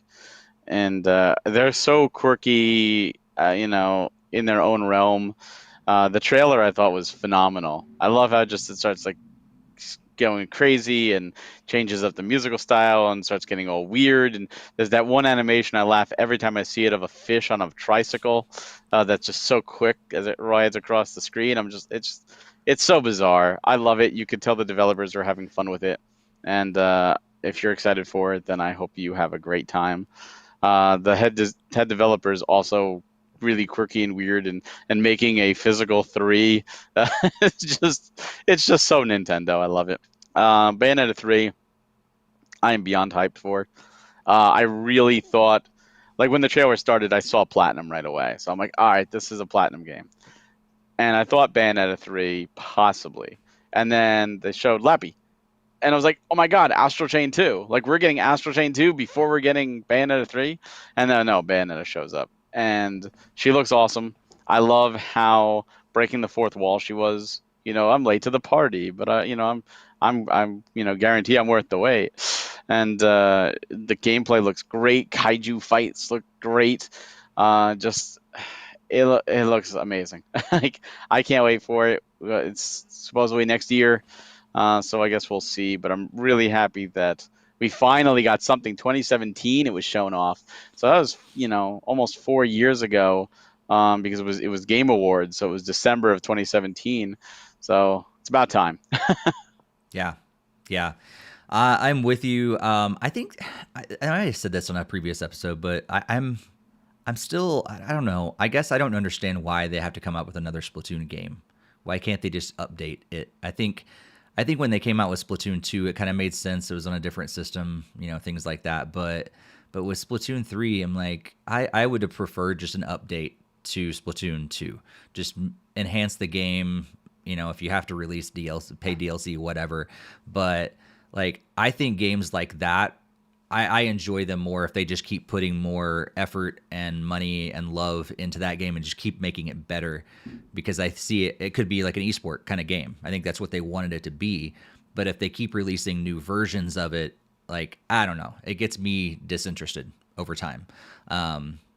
Especially when there's multiple versions on one system. It makes sense if, like, Switch 2 comes out. Okay, yeah, put a new version of Splatoon out there.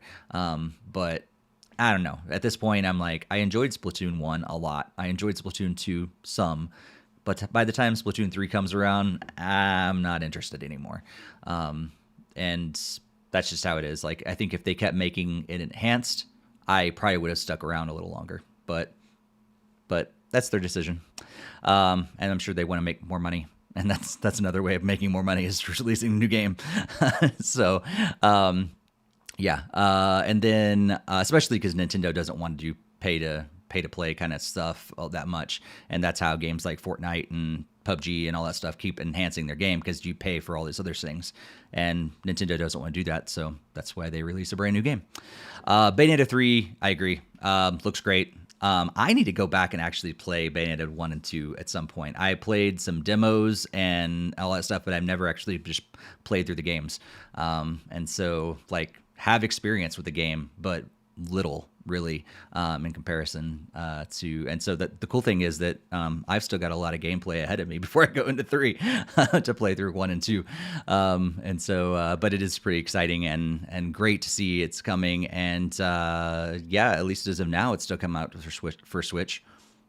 It maybe Switch 2 or Switch Pro by the time it comes out, but finally cool to see more information.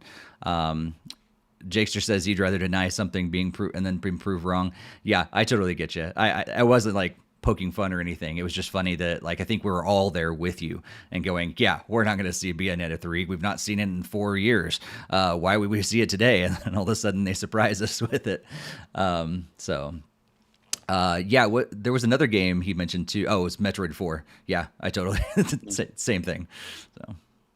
So yeah, before we jump into the Sakurai and all the Smash Brothers stuff, any final thoughts about the Nintendo Direct, Barry?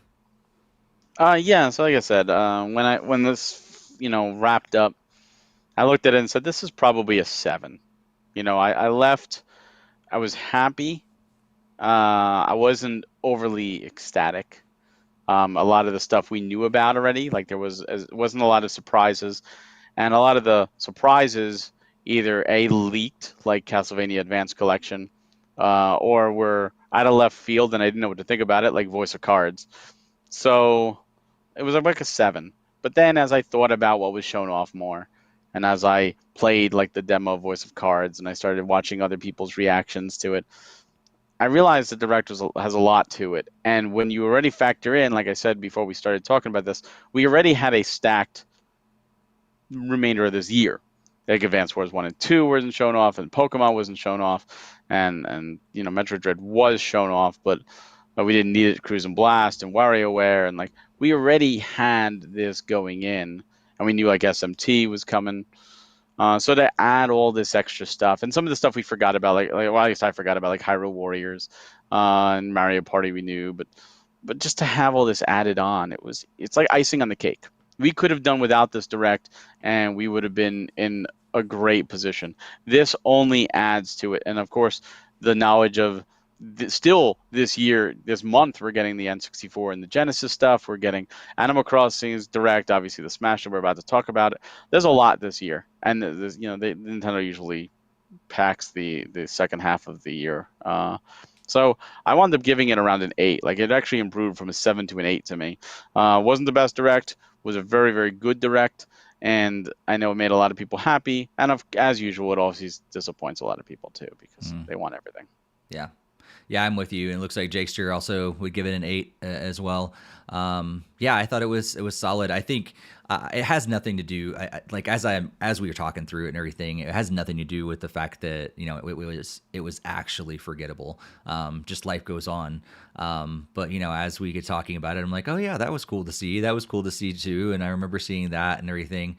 I think the disappointing thing is that a lot of stuff is 2022. And so we're still going to have to wait on a lot of the things. And so we didn't get a ton of stuff that was just like, it's going to come out soon. There was a lot of shadow drops, several things, and a lot of shadow drops. I think the shadow drops were things that I was like, they're like not interesting to me. However, it's still fantastic games. But you were talking about Castlevania Advance Collection you were going to pick up, and well, yeah, like you said, that was leaked though. Not that it was shadow drops. Right, that's true. But yeah, but most of them were games that are like, I don't know. The things that I was most excited about are far in the future still, which is fine. That's totally fine. That's still an exciting announcement for sure. It's true. So some of those things. So like I said, I'm still giving it a solid score. Like it would still probably, I agree with you guys, 7 or 8 overall. But I'm just kind of, processing a little bit like, oh, that's the little bit of why I forgot about it, because some of those games that I'm excited about aren't coming out for months or maybe a year later. But still a fantastic showing. And I think one of their best showings, I think, for a Direct, I'd say in a long time, but we've only got, 1 or 2 the last year. So that's probably not really a fair saying because we haven't really got 3 this year. It's true. So it's true. It's the best of this year. Actually, no, E3 was better. But I'd say it was close behind E3. I think. So. All right. Well, we did get more news about Sakurai and the final character coming to Super Smash Bros. Ultimate, and that is none other than Sora from Kingdom Hearts. So a lot of people were thinking it might happen, speculating for years if Sora would actually come to the to Smash Brothers, and finally it is going to be happening, dropping on October 18th, and yeah, it's going to be. Yeah, just finally. And it's actually in the thing it says Sora is finally here. That's like the incoming new fighter screen was Sora is finally here. So yeah, October 18th is gonna be dropping. This will be somehow they said 89th character, but when I look at the website and I count them all up, it's 82. So I maybe there's They additional. said 89, counting like Pokemon Trainer is 3 and me, the Mii fighters and Yeah, it's stuff like weird that. because sometimes they count Pyra the and Mythra is alternates and separate. sometimes they don't. It So I said in guess the if you bottom, count like all with of an them. asterisk, it said counting the alternates. Okay, so all of them, 89 characters. That's a heck of a lot of characters to have in Smash. That's awesome. To 89 characters. And then we're also going to be getting 9 new songs. And then an extra song if you have save data from Kingdom Hearts Melody of Memory on your Switch. And then there also the new stage that comes along with Sora is Hollow Bastion from the original game, and you'll like fly through that stage and see some other scenes from the original game.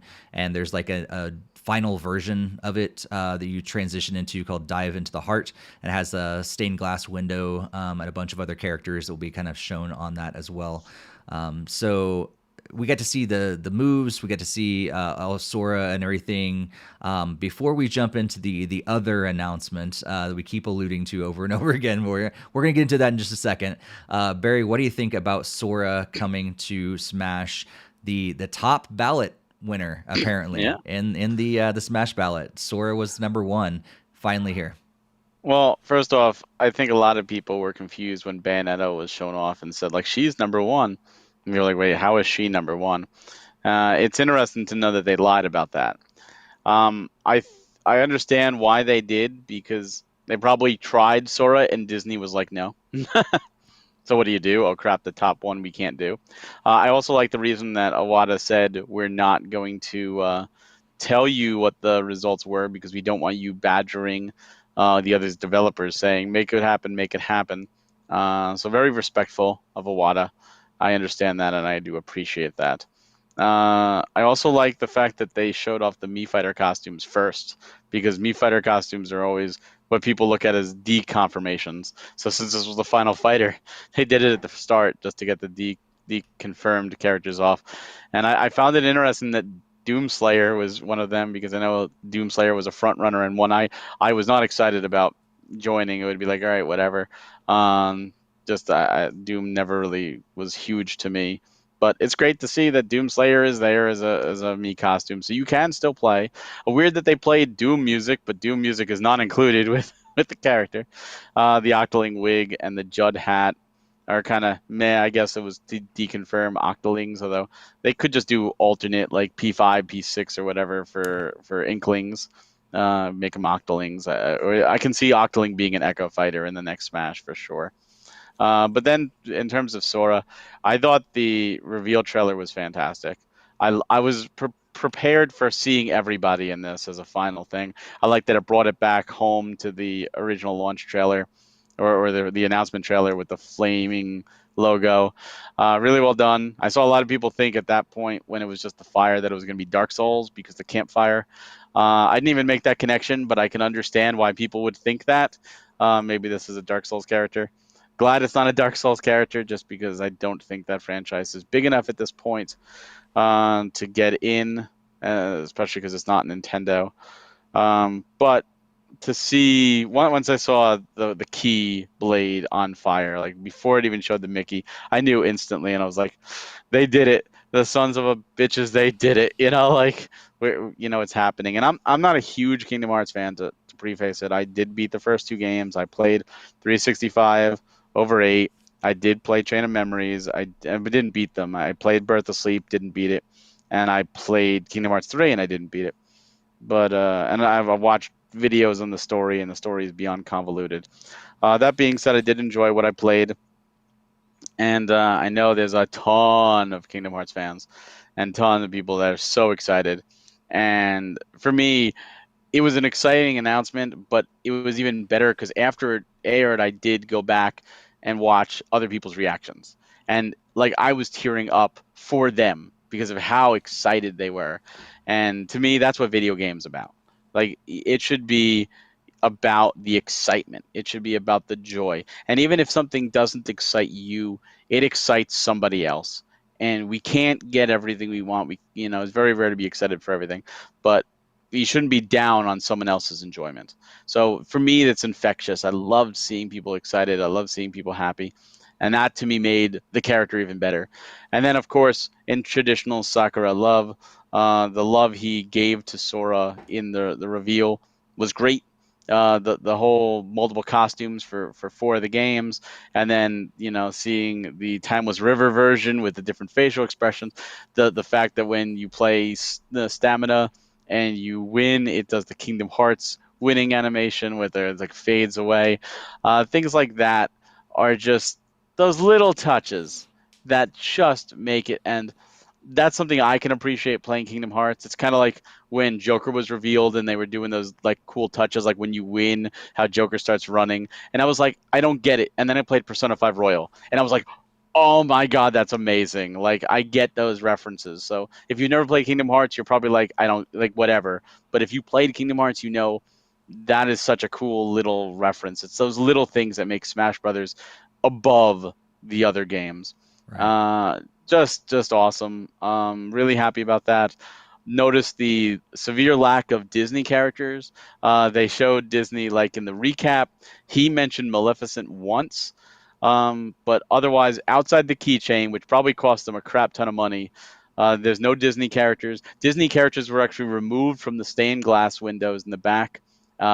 It's a meme going on right now. The Sora stained glass, the original version of it has Donald and Goofy, and in this version, it's got a star and a raft in its spot. So now people are making memes of the star and the raft in Sora's party instead of Donald and Goofy. It's pretty funny. But it's weird that obviously all the songs are original songs. None of them are Disney songs. It's weird that Disney didn't want to play ball more so. That they were, especially with such an established franchise as Smash, you would think, hey, this is our ticket in. This is big. We could work with Nintendo. And Yeah. it's more like, pay us X amount and we'll give you the keychain. Some people are speculating there won't even be an amiibo. I think there still will be because I'm sure that's part of the contract signed. Like you have to let us make an amiibo. But some people are like, oh, Disney's not going to let anybody make a character of their own character. Some people say, well, what's weird because there's like Jungle Book characters in I think it's Fall Guys and stuff like that. All those promotions are timed promotions. Disney doesn't like to have their characters anywhere permanent. Is another thing I heard. And since Smash Brothers is permanent in this case, it's not like Sora is only there for a limited time, then you can't play as him. They didn't seem to want to work on it. Of course, this is all speculation. Right. But I'm really happy for those that wanted Sora. I think he looks great. I love the move set. I love the attention to detail, and I look forward to messing around with him on the 18th. Yeah. Yeah, absolutely. Um, Man, you've said so much that I totally agree with. So I'm just gonna just say yes to all of that. Yeah, I also am. I'm not a huge Kingdom Hearts fan, but I can totally understand the love for the game. Absolutely, it was just a game that I didn't really get it into, but again, absolutely, totally can see why people would get into it, and this, this is a great way to honor him. And I was really thinking, I was like, could there have been another character? I'm sure there's probably a short list of characters that could evoke that much emotion. out of people at this point, and Sora was definitely one of them. And you're reminding me, I need to go back, and I forgot to watch some reactions, so I need to, like, after we get done recording, I'm probably gonna go and watch some reactions, because I usually like to do that for the reveals of the characters, and this should be a good one, for sure. So that's exciting, and yeah, I'm excited to check him out. I'm not so excited about the Mii characters, and other stuff. Mostly excited about, and it seemed like Nintendo, or like Sakurai, wasn't that excited about the Mii the Mii costumes either. We're just like, we're also releasing this. Let's get to the actual news that you're here for, and that's for Sora. And so yeah, I'm really excited. I think they did it well, and I think I love the fact that Smash really has become this love letter to video games, beyond the great fighter that it is. It's a lot of fun to play, but it's also, there's huge nostalgia, love for video games, and that's really cool that we now have Sora in it. And we'll see how it goes. It kind of seemed like, I don't know, in a way, it seemed like Sakurai was like almost like announcing his retirement at the end. It was like just the way he was ending it. And I was like, are you done? Oh no. But at this point, he's built such a fantastic, bedrock that they could easily just port the thing over, enhance it some, release some new characters, and boom, there you got your next Smash Break game for whatever the next system is. I will be so disappointed if the next Smash game omits characters outside of third-party characters. Like if Disney's like, oh no, we're not letting you do Sora again, though they have to remove him. That I understand. That's not Nintendo's fault. All Nintendo characters, no excuse not to keep them there. Nintendo owned, and any third-party characters that they can keep, hopefully all of them, I think that would be great. I think this is a fantastic stepping stone. And just add from this. Add new stages, add new characters, add new modes, add new Mii costumes. Just add on this. This is a phenomenal foundation. Any company would kill. You're talking about like Fortnite, how it's perpetually adds onto. This foundation with the balance that Sakurai did is insane. Like any company would kill to have this a foundation to grow on. And if you just, and they could also add in break the targets from before, board the platforms from before, race the finish from before. And it was so weird that those don't exist yet. Yeah, Smash Run, like all that stuff they could bring back. They could put in brand new modes, to replace World of Light. They could do the spirits again. They could not do the spirits. Like they could do a ton of stuff going forward, just keeping the roster and working on it and keeping the stages. And the stages they didn't bring back. Bring back Poke Floats. People would love that. And on top of new stages. Mm-hmm. So I really would be disappointed if they're like, all right, Smash 6 is coming out. We cut the roster down to 20 returning characters, and then we're going to add in like 10 to 15 newcomers. It'd be like, my hype level is gone. Like, gone. Like, don't cut at this point. Yeah. You just gave us everybody. You don't say, here, you could have a buffet, and now you're eating off the kids' menu after that. Like, no.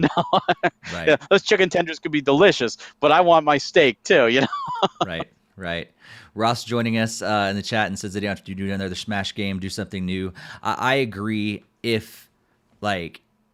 but I think if it comes out on a new system, I think that's the big thing. Like, we don't want another game. I mean, my thoughts about Splatoon 3 are still withstanding. But yeah, I think if they come out with a new system and you can't play the old one on that, then yeah, we probably need a new version of it for the new system. But if it's always backwards compatibility, maybe just keep enhancing Smash Ultimate, then bring back those other modes and stuff like that. But yeah, I think we're in total agreement. If they come out with a new game for a new system, yes, they better just take this over, port it over, and add to, because this really is, it's almost the ultimate version at this point. Like they still have those other components they need to add in, but they've gotten pretty close at this point. Let's hit the final announcement that it wasn't the final, but it was like in the middle of this. But final announcement for us to talk about tonight. Kingdom Hearts is coming to the Switch. Question mark? I guess it's technically coming to the Switch. Kingdom Hearts HD 1.5 plus 2.5 remix. Kingdom Hearts has the weirdest names. I'll just say that. Kingdom Hearts HD 2.8 Final Chapter Prologue. What? And then Kingdom Hearts 3 Remind.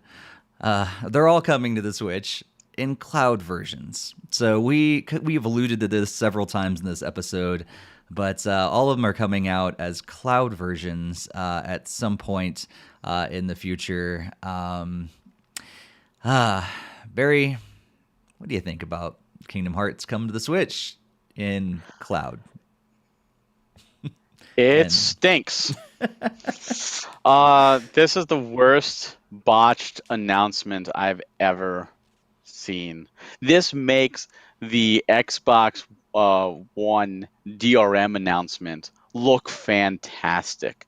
This makes the Sega Saturn Shadow Drop $399 price point look fantastic.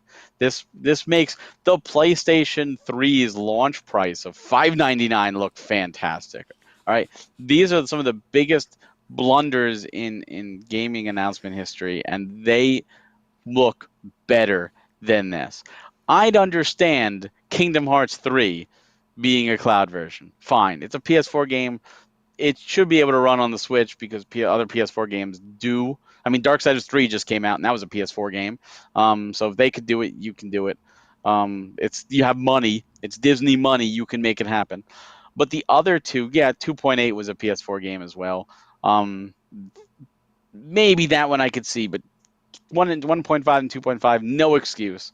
If you said, well, this is the PS4 version, we can't get the PS4 version working on the Switch, then give us the PS3 versions because they exist on the PS3. I'm sorry. It can absolutely run. Ni no Kuni came out on the Switch, and it was the PS3 version. We didn't get the enhanced version from the PS4. Fine. But then Ni no Kuni 2, which is a PS4 game, came out on the Switch. So go figure. The Switch isn't as powerful. Fine. You can give us PS2 era games physically. Even if you didn't want to go physically, at least natively on the system. Cloud versions are garbage. If you don't have a steady internet, you're not going to play. which is the vast majority of people in the world. Right. Like, And you're talking about games that are on so many platforms. You could play Kingdom Hearts 1, 2, and all, all those in that collection on so many different platforms at this point. This shouldn't be the way you have to experience it unless it's absolutely the only way. In which case, I would tell you you're better off buying a used PS2 and putting in those discs, or buying a used PS3 and putting in those discs. At least you'll get the extra stuff there too. This is the worst way to announce it, and it was the biggest bummer of what otherwise was a fantastic presentation, because they could have come out and said, hey, these are coming to the Switch. You know what else came to the Switch that's also a PS4 game? The Melody of game from Kingdom Hearts. You know what's also physical on the Switch? That game! yeah. So that's a PS4 game that's also on the Switch, and it's physical. That's the only complete native Kingdom Hearts game on the Switch, which is insulting. Hands down insulting when you have these games that could easily run. Yeah. I'm sorry. Kingdom Hearts 3 wasn't even that graphically amazing. Yeah. Yeah. I feel like I actually remember people complaining a little bit about Kingdom Hearts 3, saying it could have looked better. Yeah, I totally agree with everything you said, because it's ridiculous. And especially at this point too, like maybe they've tested the water. Maybe they actually know that it can't run. But honestly, like, there's so much nostalgia for the original games. Port the originals over. Like, people would love to play the original, like, PS2 version of that game. Old looking graphics and all. Like, maybe enhance but the it just a PS3 bit. version exists. That should be able to run. That should totally be able to run. Like, I don't get it. It doesn't make any sense at all. Like you said, like the new ones, the new versions of the game, fine. If the Switch can't handle it, okay, I get it. But there is no excuse at all for 1.5 and 2.5 not coming out natively. I mean, talking about Knights of the Old Republic is getting a remake. That probably wouldn't be able to run on the Switch. So they're getting the original, and it's coming natively to the Switch, not a cloud version. Great. You know what? Knights of the Old Republic is a bigger game than Kingdom Hearts. Right. So there's and this is also, first off, it's Square Enix. Square Enix has money, and has done very well on the Switch. In fact, a lot of this the Nintendo Direct we went over was Square Enix. ActRaiser was Square Enix. It's true. Voice of Cards was Square Enix. I believe there was Triangle Project. Triangle Strategy. It was Yep. Square Enix. Chocobo GP is Square That's true. Enix. There's a lot of There Square. was a lot of Square Enix in the Direct, and they absolutely do well on the Switch. So knowing that, and you have Disney money. Disney has more money than virtually anything. So you take those two things into consideration. The Switch, if the Switch had Xbox One numbers, I could see this. If the Switch had Wii U numbers, I can see this. But with the Switch selling as well as it is, all you have to do is go, Disney, we need a little bit of money to bring these to a system that's going to break 100 million units that people have been clamoring for. It's just going to be a port. It's probably going to cost us a couple grand, whatever it's going to do. We'll make it back on probably day one of sales. Disney would be like, okay, do it. And with Sora now in Kingdom Hearts as well, it's the 20th anniversary of Kingdom Hearts. There's all this hype. Easy money, literally printing money. Yep. And they're like, we're going to do it as cheap as possible, especially when you look at Dying Light. We just talked about it. Dying Light 2 couldn't run natively on the Switch. I get it. So did they say we're also going to bring Dying Light 1 as a cloud version too? No. Here's Dying Light 1 natively on the Switch because that can run, and then we're doing 2 as a cloud version. Fine. That's great. Resident Evil 7 couldn't run natively, but it's got a cloud version. But Resident Evil 0, 1, 4, 5, and 6 all run natively on the Switch. Revelations 1 and 2 as well. Fine. This is just insulting. This is just flat out insulting. You might as well say, we're releasing Pac-Man cloud version because we don't think the Switch can handle Pac-Man. What? That's the arcade. That's how idiotic. The arcade version is cloud. They forgot to announce that, but that's that and Xevious. It's just asinine. It's 2021. There's no excuse for that laziness. It's lazy. It's literally saying we want to do the bare minimum and make the most profit. I mean, it's capitalism, sure, but it's beyond lazy, and it's not. It shouldn't be acceptable.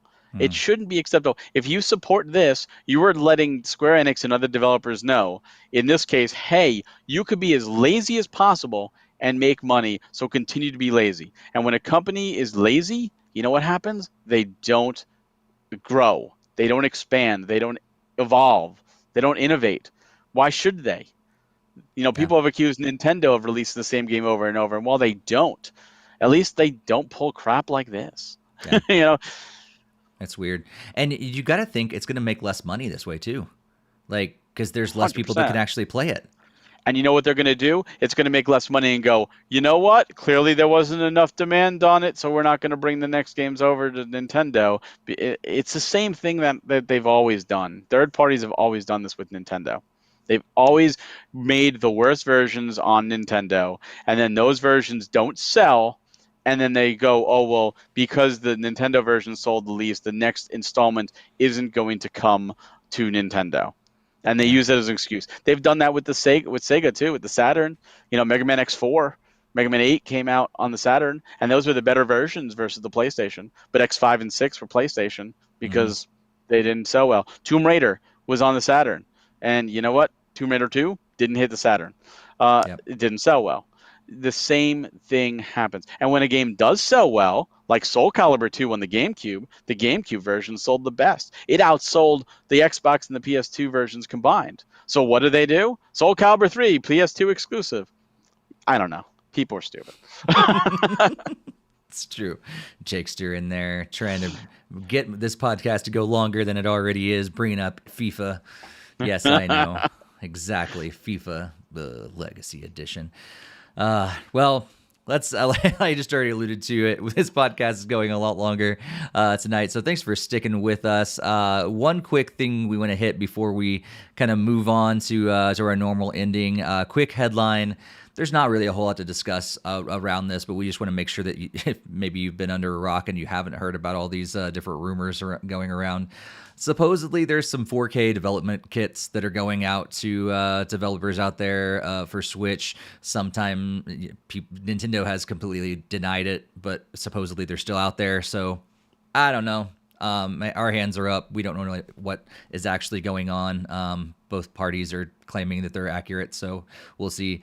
It is interesting that we talked about the update, the ability to update the new Switch dock that's going to be coming out with the OLED system. Supposedly, the chips that are going to be found in that are somehow linked to 4K in some way. So maybe it's what do you call that? A future proofing for the next system or something like that. So really, like, we could only speculate, so we're not going to. But just to let you know, hey, those rumors are flying around out there. So if you see those things out there, know that they are still rumors and nothing has been confirmed, except for that both parties are confirming that they're telling the truth. So we'll see. Yeah, just before we get into the next games that are going to be coming out over the next few weeks, just another reminder to make sure that you have subscribed to the podcast. Make sure that you are sharing it with other people. If you're on YouTube, hit the bell and the share button, all that stuff. If you're on Twitch, do whatever you do on Twitch, because I'm not sure if there's anything to do except for subscribe to us and all that stuff, or follow us. The subscribing and following is a different thing on Twitch. I'm still trying to learn it, but we're there now. So you can watch us on both or your favorite podcast app out there. Follow us on social media at NintendoFuse on Twitter, Instagram, and Facebook. And, of course, join our Discord as well. The next podcast is coming out on October 26th. We're going live for our next recording on October 26th. So that means there's 3 weeks before the next set of games that we're going to be talking about are coming out over the next 3 weeks. And there's a few games that are coming out, like Metroid Dread. You know, I've heard it's an okay game. Tetris Effect Connected is also coming out on October 8th. Disco Elysium coming out on October 12th. Dying Light on October 19th. Guardians of the Galaxy Cloud version coming out on October 26th. That is a game that I understand why. It's kind of cool that it is coming out on Switch and the cloud version, because I'm pretty sure it couldn't run it at all natively. Yeah, several games coming out. Anything else stand out to you that's going to be coming out over the next 3 weeks, Barry, that you're looking forward to playing? You know, first off, I blame Guardians of the Galaxy for Kingdom Hearts getting a cloud version, because Guardians of the Galaxy is also Square Enix, and they're like, hey, this is pretty easy. Let's just make all our stuff cloud versions now. I have no idea if that's really a link, but it's just funny. Yeah, definitely Metroid Dread.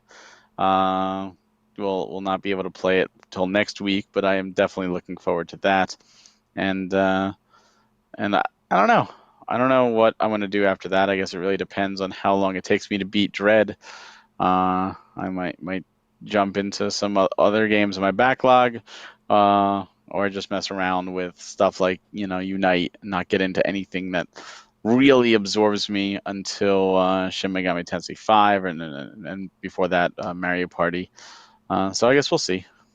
Nice. There's AAA Clock. That sounds really, really interesting as well. Yeah, I know. I want the AA version. Yeah. AA batteries are easier to get. Yep. Yeah, I think Metroid Dread is really the one that I'm most excited about. I think Guardians of the Galaxy is going to be cool, but if I get it, it's going to be on a different system. I'm not going to get the cloud version. Yeah, that just makes no sense at all for all the reasons that we've already talked about. But it's one of those that I'm gonna hold back on, but I may eventually get something like that, because I love Marvel and all that stuff. I want to know if you're actually gonna play Metroid Dread. So here's the deal. I've been getting more and more hyped about that game. Like, I was not that excited about it in the beginning. I was like, it's just another Metroid game, whatever. I don't know where I was at that point, but all of a sudden, like, the more I see about it and the more now I think back, I'm like, why was I never hyped about that in the beginning? So yes, if I get it, I will definitely be playing it. The question is, can I afford it right now? Or do I wait and see if I can get it for like a Christmas gift or something like that?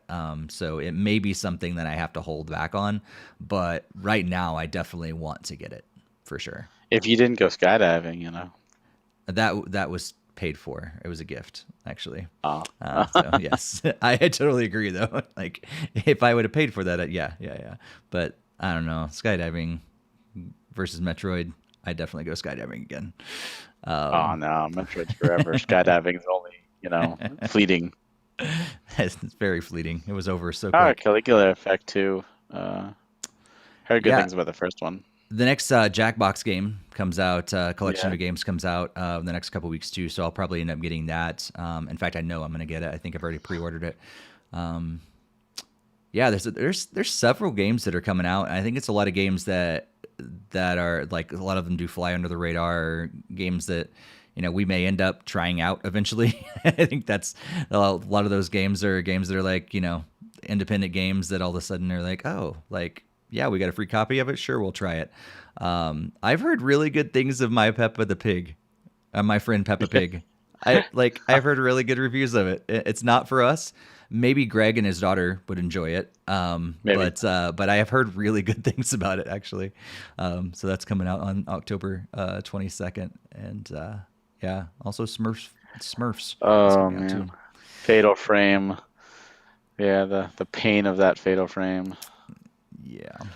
They pulled a fast one for physical collectors. They're like, oh yeah, it's not getting an European or American physical, but it is coming in Asia and Japan with English, and everyone's like, well, at least we'll get it physically. And then they're like, oh, but the English is a free download, and that means you don't actually have it natively English, which means if the servers are down and you can't download that patch, you don't have an English physical.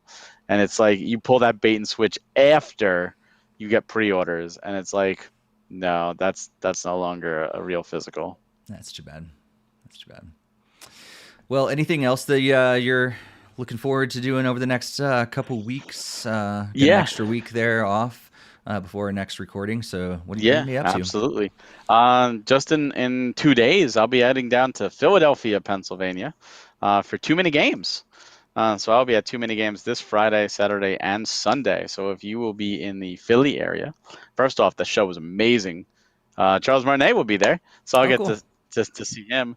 It is a very, very big show. We have a booth. We're right across from Angry Video Game Nerd, so we'll be hanging out with James and everybody. A bunch of other YouTubers will be there, which will be cool to see and hang out with. But definitely come on by. We'll be doing some cool stuff. We've got some cool stuff to sell at the premium edition booth, including that we haven't even announced this yet. I'll announce it here just for you guys. Exclusive. Our Series 2 titles, we will have the premium editions available for sale. I don't know how many copies we're going to have. Very limited, but we will have some early. No, we'll have more than 2. But I do have here, just to show. There is the Robot Name Fight physical card, so that is there. So these are the advanced copies I sent, and here's our Demon's Tier to show that they are absolutely, coming, and they look amazing. We do have unboxings we just posted on our YouTube, so it's great to more games released physically. And Robot Name Fight and Demon's Tier are both amazing titles if you haven't checked those out. And I'm super excited for our next Direct. We'll be having that actually might air maybe before our next podcast. I don't know. I wrote the script. The script is written. I actually wrote it. And looking forward to recording that. It's going to be a lot of fun, so hopefully you do join us when we announce that, because we will do a premiere live. And one of the games that we'll be talking about is Cathedral, which I talked about at the beginning of this podcast. Amazing Metroidvania, absolutely worth your time. Even if you don't want to get it physically, get it digitally, support the developer, and I think you'll have a good time. But if you do collect physical media, you're not going to want to miss this one, I'm telling you. Nice. That's awesome. You mentioned Robot Name Fight. That actually reminded me. I have that game now because it was on sale for like $1.99 or whatever that one day, and so I bought it. I kind of forgot that I had it because I had downloaded several other games and demos since then, and just kind of unfortunately the Switch just keeps pushing them back. So I totally forgot that I had the game. I need to play it soon. So maybe I'll play that over the next few weeks. I'm actually traveling. That's why we're not going to have a podcast in 2 weeks. I'm traveling that week, and so yeah, I'm excited to to play. I need to load up a couple games, and that might be one of them. Some games that I can play on the plane. So yeah, I'm excited to be able to play on the go. I enjoy playing on my TV, but it's nice to be able to take those games on the go, and that's usually some of the games that I play is games like that that still look great on. Well, you're talking about Metroid. I mean, if if you don't get Metroid right away, I mean, Robot Name Fight is Super Metroid. It's infinite Super Metroid. And the cool thing is because it's procedurally generated, everything is different every time you play. However, and there's a big however, if you're playing a game and you're like, oh, this was a really cool map, they give you a seed number. And that's what they call the levels of seed. So you can write down that number. And if you die and say, well, I want to retry that one, because you'll never be able to replay it again just by pushing a button. There's like 4 billion combinations. It's insane. You could actually input that seed and restart and go back into that same level over and over again until you beat it. So you do have the option to do that, or you could just go random every time.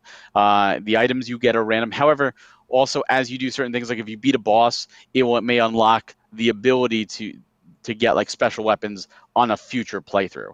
So like you can't get the best stuff on your very first playthrough, but as you beat it and as you beat the game, you get unlocked newer and better items to make each playthrough more fun.